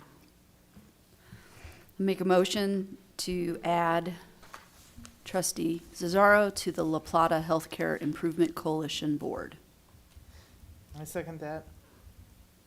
All right, any further discussion?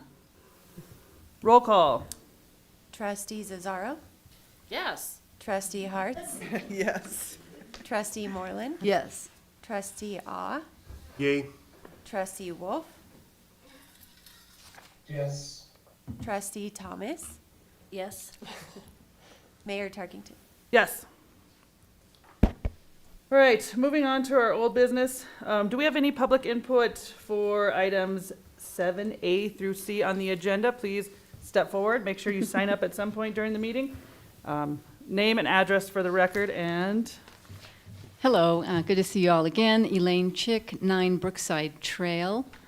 I don't know where the discussion is going, but I just wanted to let you know I am here and would like to be part of the discussion on the lift station at 9 Brookside Trail. Have not had much opportunity to be in conversation since the last meeting on April 4th. I did offer to present, which I do have, some funding opportunities, but no one has talked to me about that. Don't know the direction. At least if there's an opportunity for a sound wall, I'd be open to that. Just gratefully would request something to be done in that area with regards to the noise of the lift stations. So again, just want to be able to be part of the conversation. Thank you. Can you tell us what the funding opportunities you're talking about? I brought some, again, I don't know if it would 100% apply, but there are some grants being put through by the Colorado Water Conservation Board.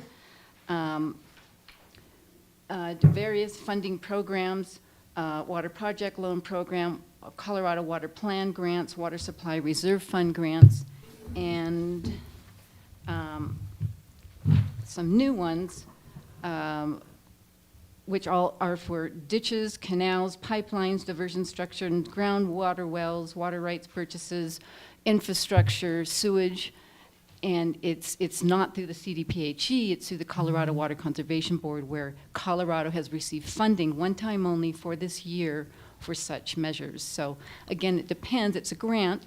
There is a match that's required. There is a grant application process that does have to go through. Again, I don't know if this would meet it, but it's worth investigating because there's money on the table. Do you have those forms in email form, or can you leave those with our staff? I brought these. Okay. May I bring them to you? Yeah, we could go ahead and just drop them off Yeah. right at Katie's desk right there, thanks. Thank you. There's a local representative, Laura Span, and Colorado Water Conservation Board has just put new representatives to help decipher the funding process, and there's a phone number, I can get that to you, to just talk to her to see if this is even something that she can help expedite or could let you know if it falls in that funding program, but before doing any of the work towards it. Well, I know our staff has some knowledge on how grants work, so I'm sure they could reach out if they need to. Very good, thank you. Okay. Anyone else for that section of the agenda? All right, we will move on to fencing at lift station locations. 7A. So 7A basically is the lift station on the east side of town, Sunrise Estates, and then next to the dentist's office. All of a sudden I'm going to forget is it Kremer? Yes, Yeah. Kremer. Sunrise. No, Kremer. Kramer Drive. Kremer Drive, okay. We would like to come up with some different options of fencing versus the wrought iron, and then go back to the HOA president and see if they would consider something different so that we're not spending a lot of money on wrought iron and then trying to, if we ever have to repair it, then it's got to be it's not a fence you replace, it's something that would have to be very custom. So we're going to go back, and I'm asking you to table that until June 6th. That should give us a little more time. I would say maybe table it until we kind of have the information versus keep having to have it come back. And those are the only two fence locations on 7A. Okay, so we need a motion to table till we have more information. Because it'll take the HOA a while if they decide to have a meeting, we may be waiting a little bit longer, so. I'd like to make a motion to table the fencing at lift station locations discussion until June 6th. I'll Well, second. Till information Till we is have available. more, yeah, it could go Oh. beyond June 6th. Until We have more information. I'll second that. All right, roll call, please. Trustee Cesaro, Yes. Trustee Harts, Yes. Trustee Moreland, Yes. Trustee Ah, Yay. Trustee Wolf, Yes. Trustee Thomas, Yes. Mayor Tarkington. Yes. All right, Homestead Lift Station. Jeremy, is this your department? Yeah, that's me. So, it was my understanding that the board did request a little bit of additional information in regards to Homestead Lift Station and the proximity of the resident that lives nearby.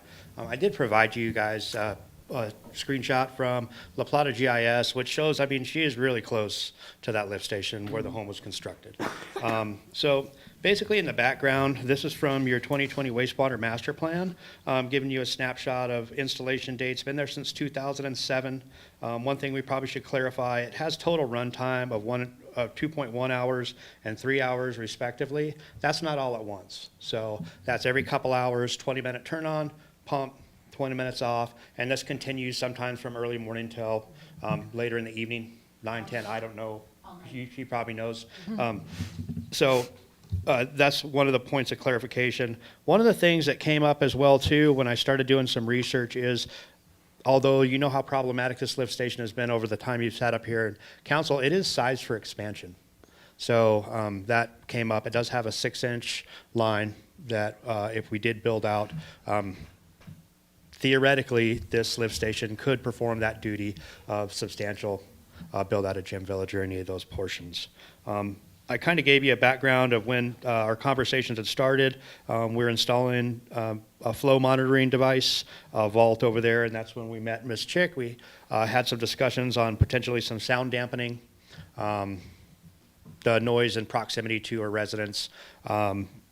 So those went on. Those were pretty much high-level conversations. And we really started looking into some of those research is what we could do for sound dampening. There isn't really a whole lot outside of replacement that we can do. You know, potentially sound wall came up. That might be the most viable option. But if you notice in here with the funding that's in there, it is unbudgeted. And I don't know if noise constitutes an unbudgeted expenditure of that amount. One thing to think of as well, the lift station was there prior to the residence being built or purchased. That we did have a resident that lived there for over a year and a half. We've had 0 complaints for the noise until the new resident had purchased that. And then is it Bayfield Sewer District's responsibility to make sure that it is quieter than it was upon the purchase of that house? I don't know where that is. That's the question that we're presenting to you tonight, is where those are in the direction that you'd like to go. In here, I do have that I would recommend no action at this time. Basically, the reason that I'm pointing that out is it's an unbudgeted expenditure that came up. It's been in operation since 2007 with 0 complaints, and I'm not sure exactly what the liability the town has to try and dampen some of that. Like I said, a sound partition, what we're talking about when we mention that is kind of like if you've driven around the gas and oil wells, well, you see those green metal fences. It's basically an echo wall. You put something up in there, it's going to try and deflect some of that noise away from the residents versus right into and absorb it through the fence. That would probably be the most economical option. An enclosure was discussed. There's some problems with enclosing that. Some of them are safety concerns. One's maintenance. You'd have to have an open hatch for a lid if you ever did want to remove or replace pumps.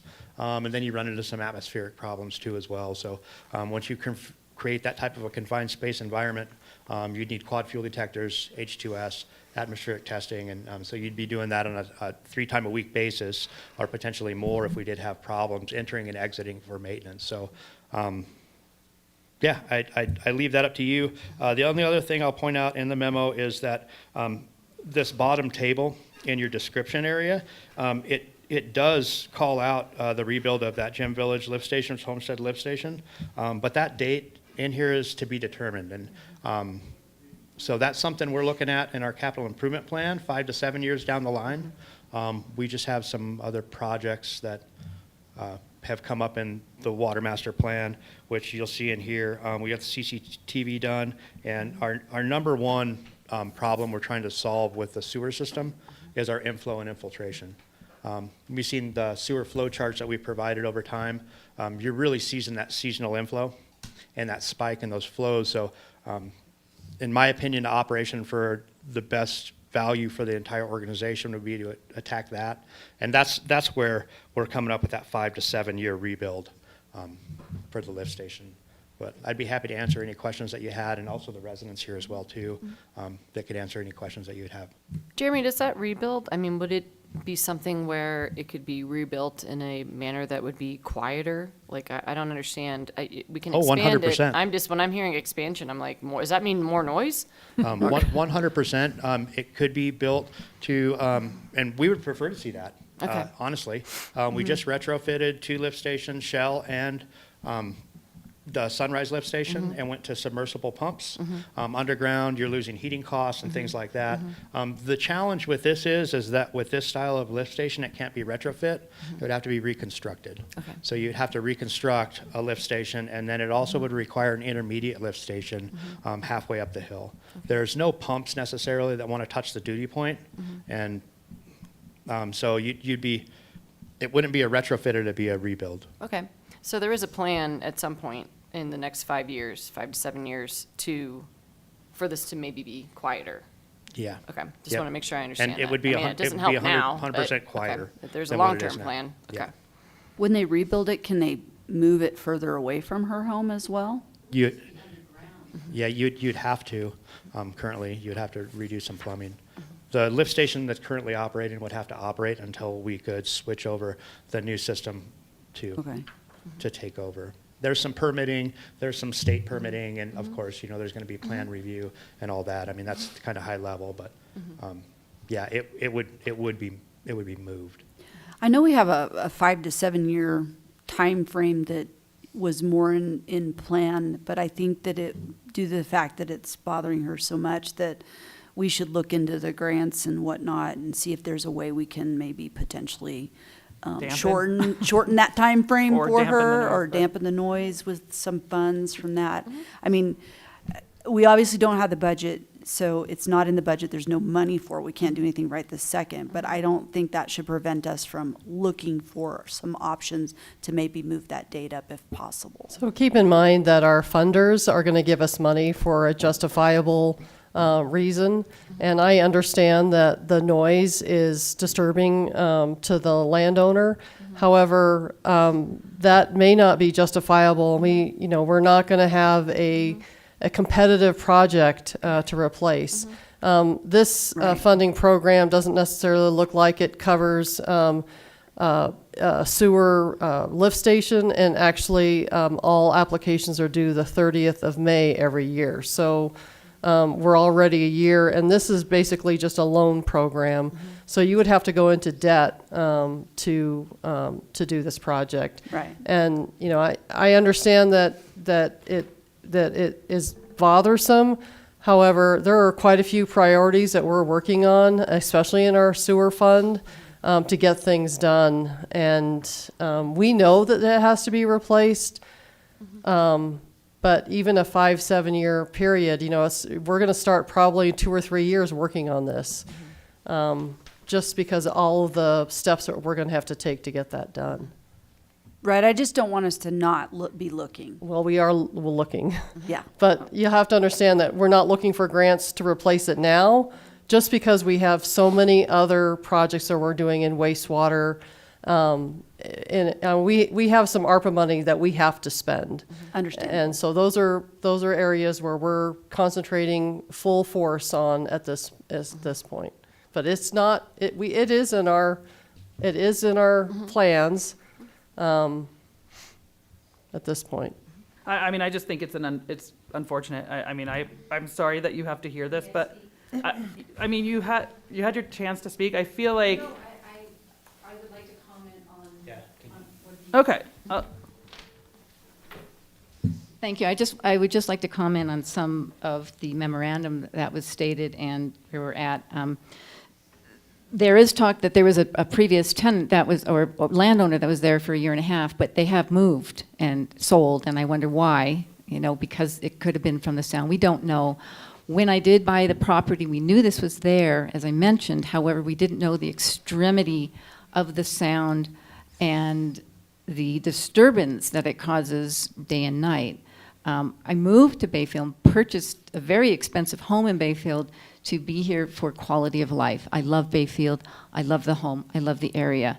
I come to the trustees and board and mayor, honorable mayor, to look at what can we do in the meantime or interim, even if it is the sound wall, something that helps. One thing that you all, I'm sure, know, as Jeremy mentioned, this particular lift station is constantly breaking down. There is constantly issues, money that the town is being put to it. It is not sufficient for the amount that it pumps. I've had numerous chats, very open discussion with Jeremy, and he has mentioned too that it is a beast. It's something that does need repair. You're throwing money at it constantly. I do understand it's in your long-term project. Those particular grants may not suffice, but there is someone to possibly talk to for the long term. I do ask wholeheartedly to consider at least the fence and sound barrier in the temporary measure.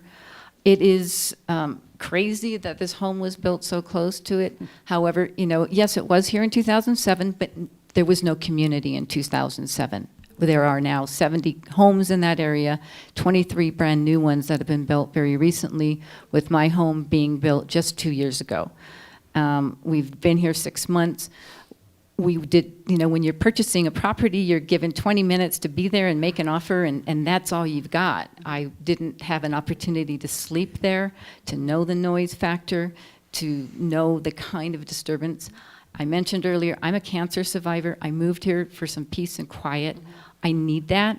I'm awake at night by it. I love this community. I do a lot for the community. I'm putting together a children's water festival. 120 kids from Bayfield are coming, all 5th graders. I'm part of the Bayfield Bells. I love this community. I'm just asking for a little bit of support for something that I hear you can't do in the long term, but maybe a short-term fix. There must be some reserve funds or contingency funds for a wall or a sound absorber. I just humbly ask that you consider that for us. So I want to make a comment, but I don't want you to think I'm objecting to what you're doing, because I do feel for you, and I'm trying to be as supportive as I can.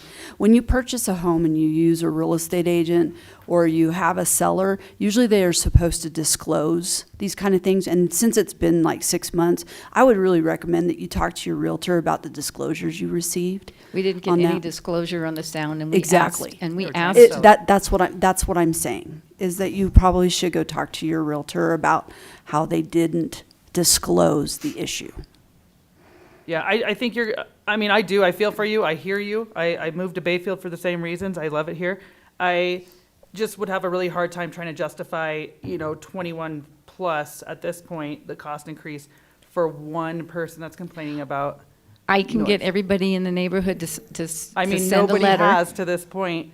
Well, no ever. one's lived there. The home is brand new. There is So- one couple in their 20s with a baby and a toddler.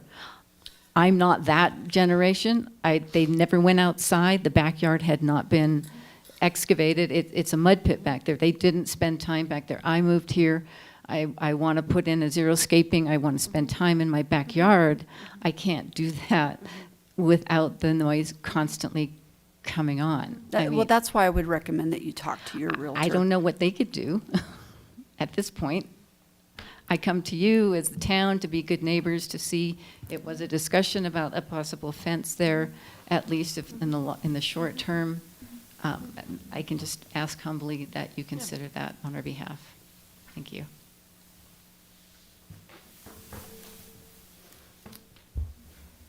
Well, I'm curious to hear what the board has to say. I personally could not. I'm a money person. If there's not the money for it, I'm not, Did. I can't see us being able to do it. I mean, if we can find a way to find money through grants and whatnot to do it all at once, I mean, that seems the most viable way to do it, rather than spending money and then tearing down the sound wall and rebuilding. But I want to be supportive too, because I care.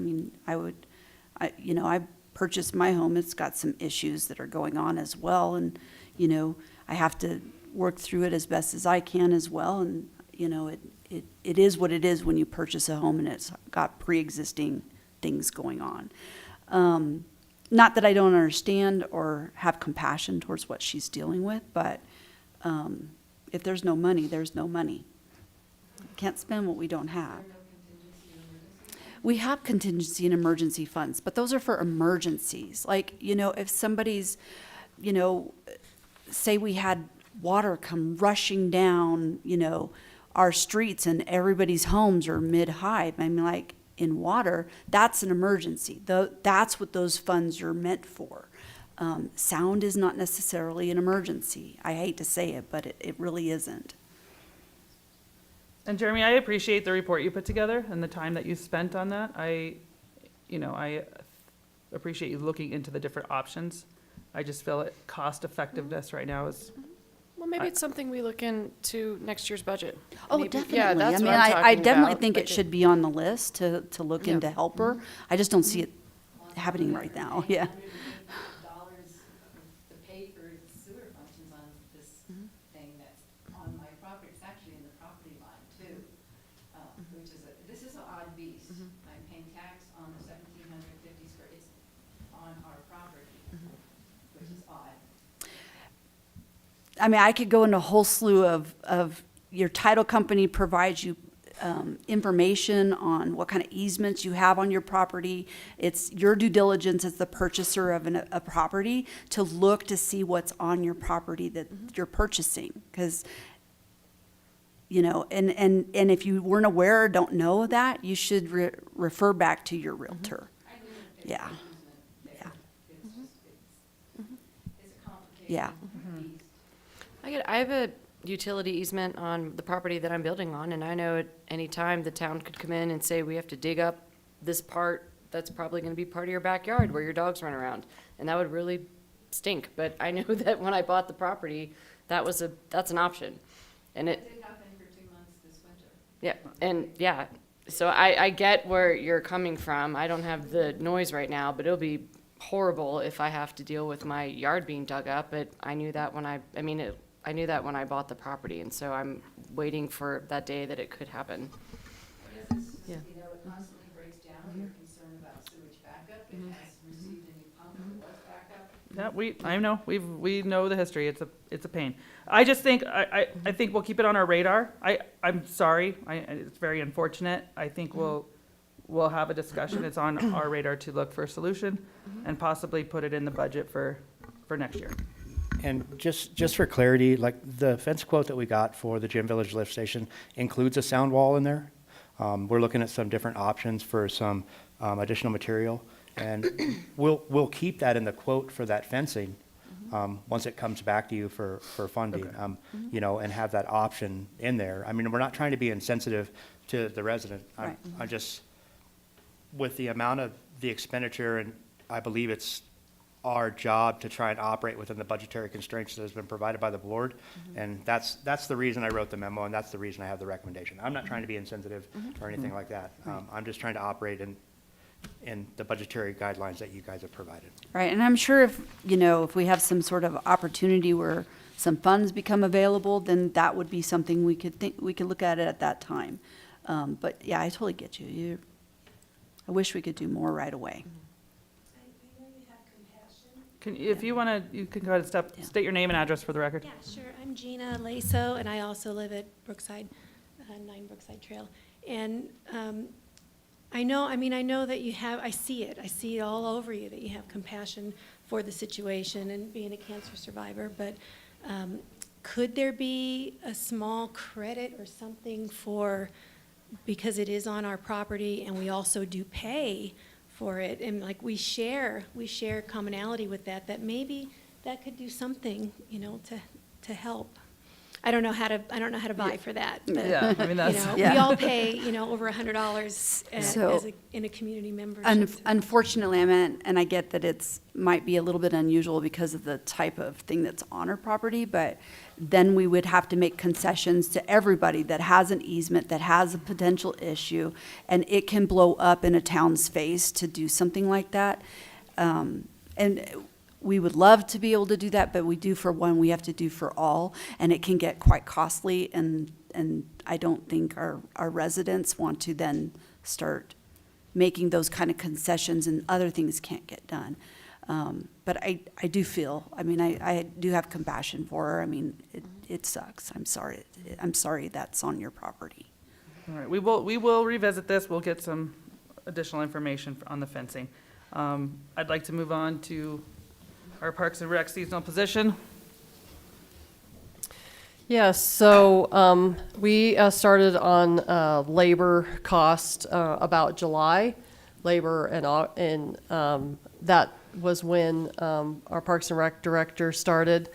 We were looking at kind of estimates for seasonal And of course, what was really difficult to tell was what the adult, youth and adult sports program staff support would be.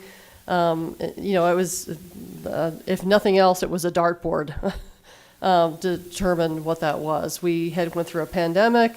We did not spend a whole lot of money on support for youth and adult sports at that time. I thank you for Ryan for putting together kind of some estimates of what the rest of the year would look like. So when we really got down to it, and I was going to be very clear with the board, I was going to be transparent that if we couldn't afford it, as far as hiring a seasonal, then we wouldn't do it. However, as we looked at the actual cost for youth and adult sports, it's actually the youth and adult sports that's going to send us over budget, not necessarily the seasonals. So we are looking at about $52,300 for youth and adult sports program staff, softball, soccer, volleyball, all of the events that Ryan has going on. And if we hire 2 park maintenance seasonal employees, labor costs, and this includes all of the labor costs, so para, workers' comp, unemployment, we're looking at about $46,300. When Becky and I first were looking at it, we had an amount that we thought would cover it, and $46,000 would cover it. But I had no idea that we were going to look at the youth and adult sports support. We're asking to increase the budget by $37,000, or we would have to start cutting programs. And, I think that's the first thing that happens, especially as you get spring and summer. Parks and Rec does more and more and more, and they're asked to do more and more. And they're doing events, and we're supporting these programs. So I think it just comes down to it. I didn't know. I mean, I think I'm not too sure where Becky had got her figures. But this was my best guess back in July and August of last year. So I had $61,600. It's not going to cover your parks and recreation. What it's really not going to cover is your recreational programs. Is this an increase in the budget from year prior? No. This is, keep in mind that we haven't had this type of sports programs since the last time was 2019. Right. But is it an increase from It's then? an increase, yes. What's the increase? How I much? would have to see. I don't even know if it's in the budget. You knew I was going to ask. You had to know. And keep in mind that the labor was, everybody got cut up, so I don't even know exactly what that would look like. And I know inflation plays a huge part in it as well. I was just curious. So it's not in the budget, but do we have funds? Well, we have funds. Where are those funds coming from? So the funds would be from the additional sports programs. So in other words, you're going to bring in about $25,000 more in revenue from the actual programs themselves. And then there would be some of the interest that you have on the actually investing in Colorado Trust is going to bring you some extra dollars as well. Okay. So you do have the dollars in the budget. We would probably be looking at a budget supplement about second quarter or third quarter, probably almost wait till third quarter till we really had a good idea what that was. And believe me, Ryan and I are going to get a lot closer than we were last year. And Ryan, we were already in labor costs long before he got here. So a lot of this is just me trying to figure out what the programs look like. Katie, do we have savings from, I know we've had a job posted for 6 weeks for the facilities maintenance person. Like, do we have other savings from vacancies that could help You supplement definitely have other savings in there. Okay. I just wanted to make sure, this is very specific to the seasonal, and when you kind of gave me some discretion to go ahead within budget, and I really took a close look, I have to come back and say, okay, I can't do it. So there are some savings in because we aren't hiring, January 1st for that full amount. However, I have to come back to you because I could not fit it in the budget that we had. And Thoughts, concerns? Is this is like a full-time year-round FTE, or this is just seasonal? Oh, no, it's numerous people. I think we had 20, 30 people that were. Yeah, it's, you know, it's just the nature of the way it goes. We hire a lot of high school kids, mostly to be our support staff, or young people, you know, doing it as like second jobs, or they're in college. And so it's kind of a revolving door of people. And so it's a long list because some people only do certain sports, and, you know, and then they take a few months off and then they come back. So it is quite a list, and yeah, it's just, I think, you know, definitely COVID, it probably skewed the estimate way off. Oh, and yeah. I think we kind of just got behind and realized it right now. Well, I mean, I don't want to cut any programs. We have so much interest and so much need for these programs right now. Well, I mean, that, this and is- if it's making, if Yeah, it's there's making the money revenue because potential. of the, the program, it kind of pays for itself, so.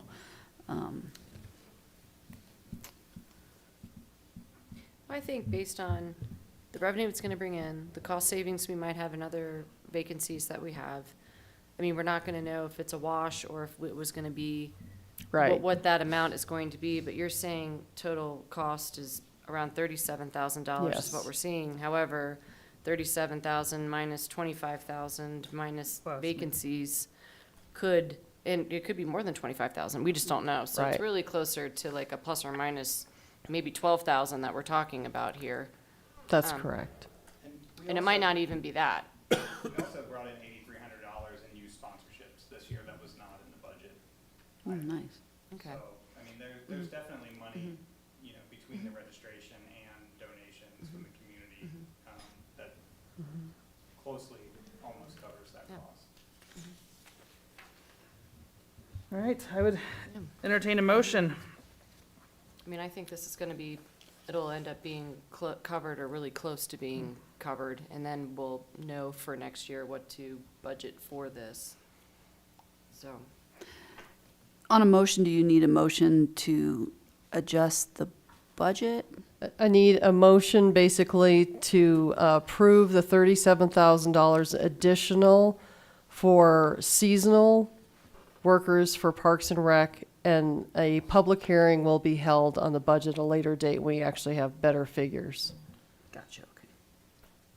I wasn't sure if it was a two-parter. Yeah, sorry, it's not quite, I mean, the budget may, like you said, trustees Azar, may wash out, but because we haven't been able to fill all vacancies at this time. So you just need the motion on the increase? Yes. Madam Mayor, I'd like to make a motion to increase the 2023 seasonal labor plus labor costs by $37,000 in Parks and Recreation. I'll second that motion. All right, we have a motion and a second. Any further discussion? Roll call. Trustee Zazzaro? Yes. Trustee Harts? Yes. Trustee Moreland? Yes. Trustee Ah? Yay. Trustee Wolf? Yes. Trustee Thomas? Yes. Mayor Tarkington? Yes. The motion carries. All right, moving on to our action agenda items. Do we have any further public input on 8A through C? Sorry, no, A through F. Wish it was through C. I think we got to hear quite a bit of that, but, So, and I want to make sure that, that if you're looking at the town's responsibility for private culverts, I'm not aware of any area that I've worked that the local government took responsibility for somebody's driveway access and culvert. But this will actually help us, if we actually have an ordinance, help us basically bring people into compliance to clean out the culverts and how that would be done. Be easier to manage. It'd be easier to manage. do we have any other questions or comments? Yes. Okay. Yes? Well. Yes? I opened it up before, but, yeah, go ahead. Okay, just want to make one point. So. Name, address for the record, please. Yes, Cat Catsos, 525 Dove Ranch Road. Land use code Section 3(6)G. The applicant shall also provide the security in the form of a letter of credit approved by the town or cash to cover the cost of construction of public improvements in accordance with the requirements of the subdivision improvement agreement. So I just want to make sure that you guys knew that our land use code gives you the option to either require a letter of credit or cash. Thank you.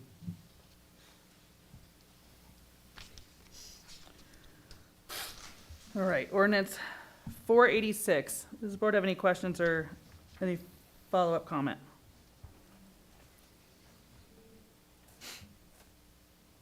Madam Mayor, I'd like to make a motion to approve ordinance 486, stormwater ordinance. I second that. All right, any further discussion? Roll call, please. Trustee Zazzaro? Yes. Trustee Harts? Yes. Trustee Moreland? Yes. Trustee Ah? Yay. Trustee Wolf? Yes. Trustee Thomas? Yes. Mayor Tarkington? Yes.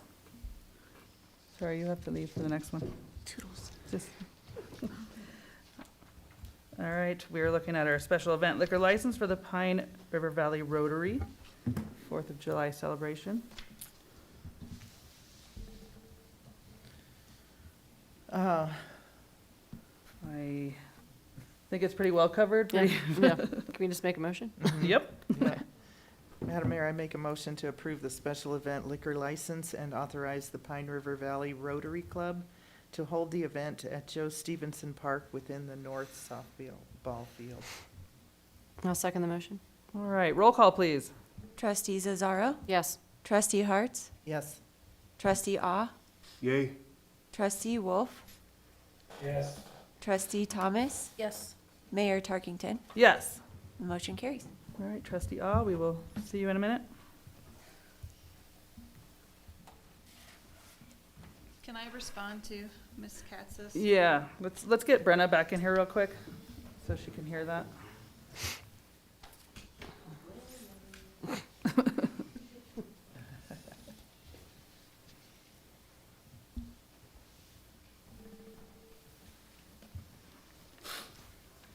Okay. So on page 8, it does have all of the different sections that require the collateral. I think what staff's trying to say is there's nothing that says we can require 60% cash. So they have the option of bonding, cash, letter of, see, I want to read this correctly. So there's a few different ones. Provide bonding, security, the other one says cash, or letter of credit, and there's another section that says they should provide security and collateral, in the form of cash, deposit, bond, or letter of credit. And so there's nothing that says we get to choose what they provide us. It gives them the different options. And so I've never been in the situation where the town's actually saying you have to give us cash, or you have to give us a letter of credit, or you have to give us a bond. It allows the different options. And so that's what I just want to make clear is, I think, if I understand Ms. Katz's original comment was we should require something. And if we're going to require them to provide a certain amount of cash first and then the other options, that should be codified. Because right now, the way the code is there's options for what they can provide. And so if they offer us a letter of credit or a bond, we wouldn't normally say, no, you have to pay cash because the code says cash, because it does give the option. So I guess that would be the clarification I think the code needs to be clear on if we're gonna require a certain type of collateral up front. So I just wanted to make that point a little more clear, because it does give them the options. Any other questions or comments from the board? I think bonds and letters of credit are sufficient. Bonds are issued by bond issuers, and they usually, if you have to use the bond, it's money. If it's a letter of credit, it's coming from a bank saying that they have the monies, that they'll give it to you if it's necessary and it's needed. I don't see the purpose of requiring one over the other, because to me, they're all cash. It's just the method of how you get the cash is just a little bit different. So I don't see the purpose of not allowing builders to have those multiple options that they can choose from.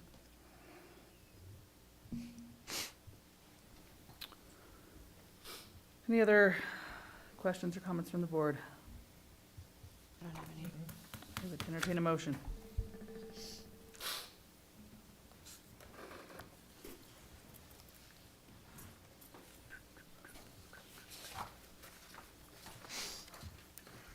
Madam Mayor, I'll make a motion. Oh goodness, this is one of the big ones. Oh, it's also got that supersedes piece. Yes. From our attorney. Oh, Do you want me to do it? God. Okay,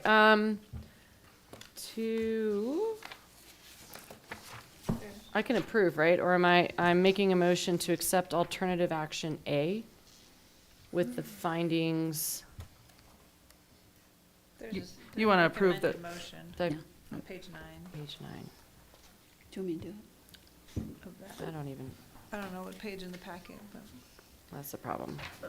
Mr. Goldman, would you mind just that one section you wanted us to add as a condition? When we originally talked about this in the public hearing, there was an additional comment that you had made. Yeah, the only thing is when and if the motion is made to approve the Mustang Crossing Phase 1 subdivision improvement agreement, that it be made to say that it is a superseding subdivision improvement agreement. Because one has already been signed, and that this is now adding CRG as one of the obligors. Okay, so, Madam Mayor, I'd like to make a motion to approve the Mustang Crossing Phase 1A subdivision improvement agreement amendment. Oh, goodness, what? You can. That is superseding. Superseding the previous approved agreement with the findings and conditions as stated in alternative action A. I'll second that. All right, we have a motion and a second. Do we have any further comment or discussion from the board? Roll call, please. Trustee Zazzaro? Yes. Trustee Harts? Yes. Trustee Moreland? Yes. Trustee Wolf? Yes. Trustee Thomas? Yes. Mayor Tarkington? Yes. Motion carries. Welcome back, Tom. And we'll move on to our slurry seal, crack sealing, and striping award. That's you, Jeremy. So, I know the packet went out previous, I think Tuesday, previous to the public opening for our street maintenance projects. Our town engineers provided a recommendation for those projects. They included pavement markings, crack sealing, and slurry seal. So the pavement markings, the same contractor that performed that for us last year, Branson Roadworks is a recommended contractor. They came within budget. We're recommending awarding them that project. The slurry seal, A1 chip seal, sole bid.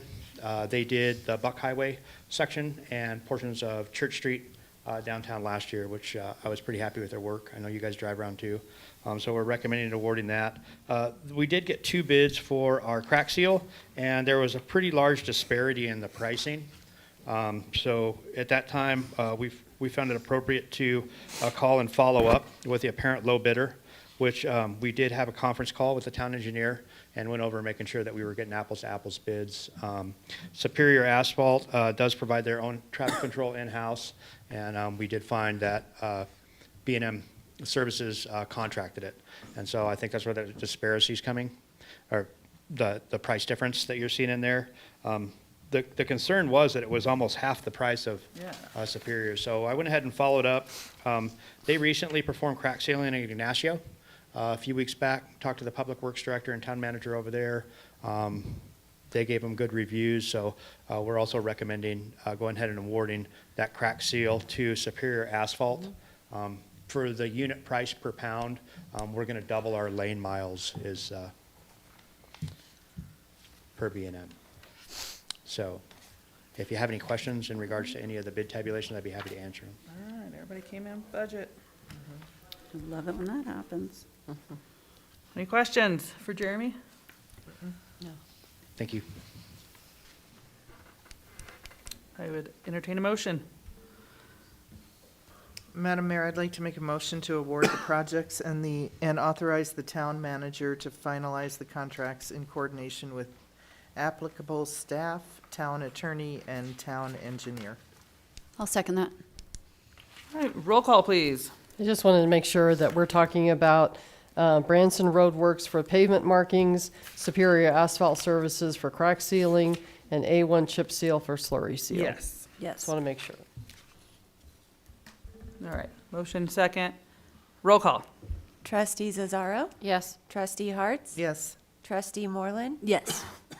Trustee Ah? Yay? Trustee Wolf? Yes. Trustee Thomas? Yes. Mayor Tarkington? Yes. The motion carries. All right, our pedestrian 160 crossing feasibility study award. I did, this came in late. I do have the one packet if anybody would like to see this, and we'll get these out as well. Yeah, so just quickly on this one, I wanted to point out that we applied for this grant on May 9th of 2022, so it's almost been a year. We only asked for $30,000, and CDOT awarded it on June 30th, and it's taken us this long to get through all of the paperwork with CDOT to be able to award our engineer. And, you know, we've got some other big grants out there, 3.3 million that I've asked for federal funding for the signal, 2.6 million I've asked for Cinnamon Heights. This was 30,000 and it took a year. So I just wanted to point that out. It's, you know, grant funding we'll continue to go after because that's how we afford things here. But it's a long process even for the $30,000. So this one, we finally are awarding the contract to SEH Engineering. We had to do a request for qualifications, and so we had to base that just on qualifications. Even though they all said they could meet our $60,000 budget, we couldn't get the budget numbers from them based on CDOT's review process for this project. And so I did want to list, and I want to put this out there for the public just to understand why we chose SEH, because we did have 3 really good firms apply for this project, which we were grateful for 3 of them. But SEH has a lot of local project experience, especially with CDOT Region 9, which is what this project's with. They are the same firm that's working on our Highway 160 and Bayfield East intersection project, and so we felt like the consistency between the 2 projects being in such close proximity, they're already doing the traffic analysis for the signal, so we figured it would be a really good consistency for us. They are a local firm, and of the 3 firms, they're the only one that has the project manager that's actually located in LaPlata County, so we have really easy access, and it's the same project manager as the intersection project. The town of Bayfield has, has had a positive experience working with SEH on past projects and consulting contracts, and they're able to meet the town's timeline and budget requirements for the project. So those are the reasons why we've chosen them. So now we were getting into finalizing contract, but we want to get the Board of Trustees approval so that we can get the contract finalized by May 8th so that we can get the count started before school's out. That's really important for us, is to get those traffic counts across who are crossing the highway before the end of school. And so we are recommending approval of the SEH's proposal and asking that the board direct the town manager to enter into contract with the engineering firm. And I'd be happy to answer any other questions you have. Do we know that 30,000 is going to cover the? That's what they said. They can do it for the 60 total, what we're asking for. They've confirmed that. Okay. So. Or what's budgeted, I should say. All right, any other questions?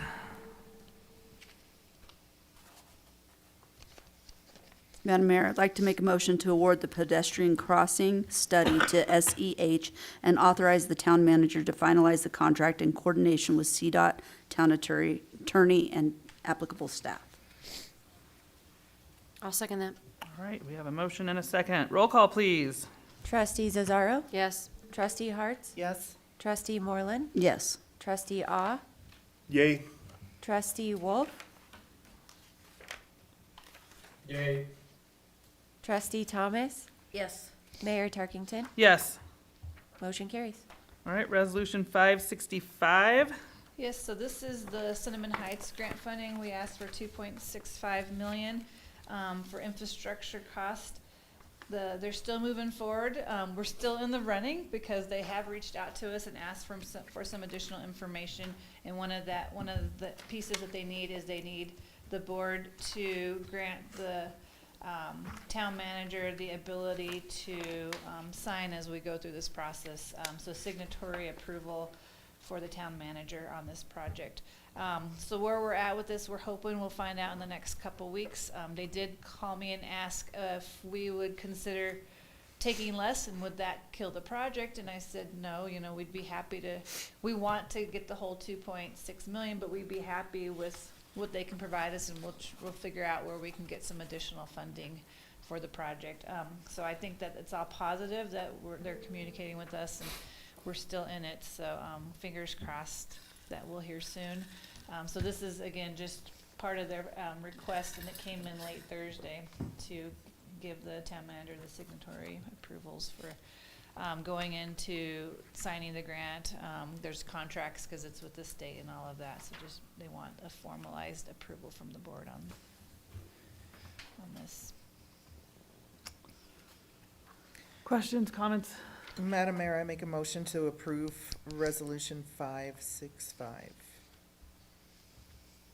I'll second that. All right, we have a motion and a second. Any further discussion? Roll call, please. Trustee Zazzaro? Yes. Trustee Harts? Yes. Trustee Moreland? Yes. Trustee Ah? Nay. Trustee Wolf? Yes. Trustee Thomas? Yes. Mayor Tarkington? Yes. The motion carries 6-1. All right, everybody, we have a planning commission meeting on the 9th, and then we have joint board of county commissioners meeting. Yes, we are providing breakfast. So the menu from Blue Sky is on the other page. I need this by the 10th because they are going on vacation. I think they're going to be closed the Friday, Saturday, and Sunday before that. So I need this on the 10th. If you want to tear that off, put your name on it, tell me what you want. Make sure that, if there's any selections like whole wheat bread or no bread, you know what, I always say I'm going to pick for you if you don't pick. So you may not like what I pick. Katie, I sent it to you in an email. That's Is that fine. okay? Absolutely. All right. And that goes for department directors as well. And we have it right here, so we kind of have a breakfast here, so. Okay. It's 8:56. I will go ahead and adjourn this meeting. As soon as I said it there.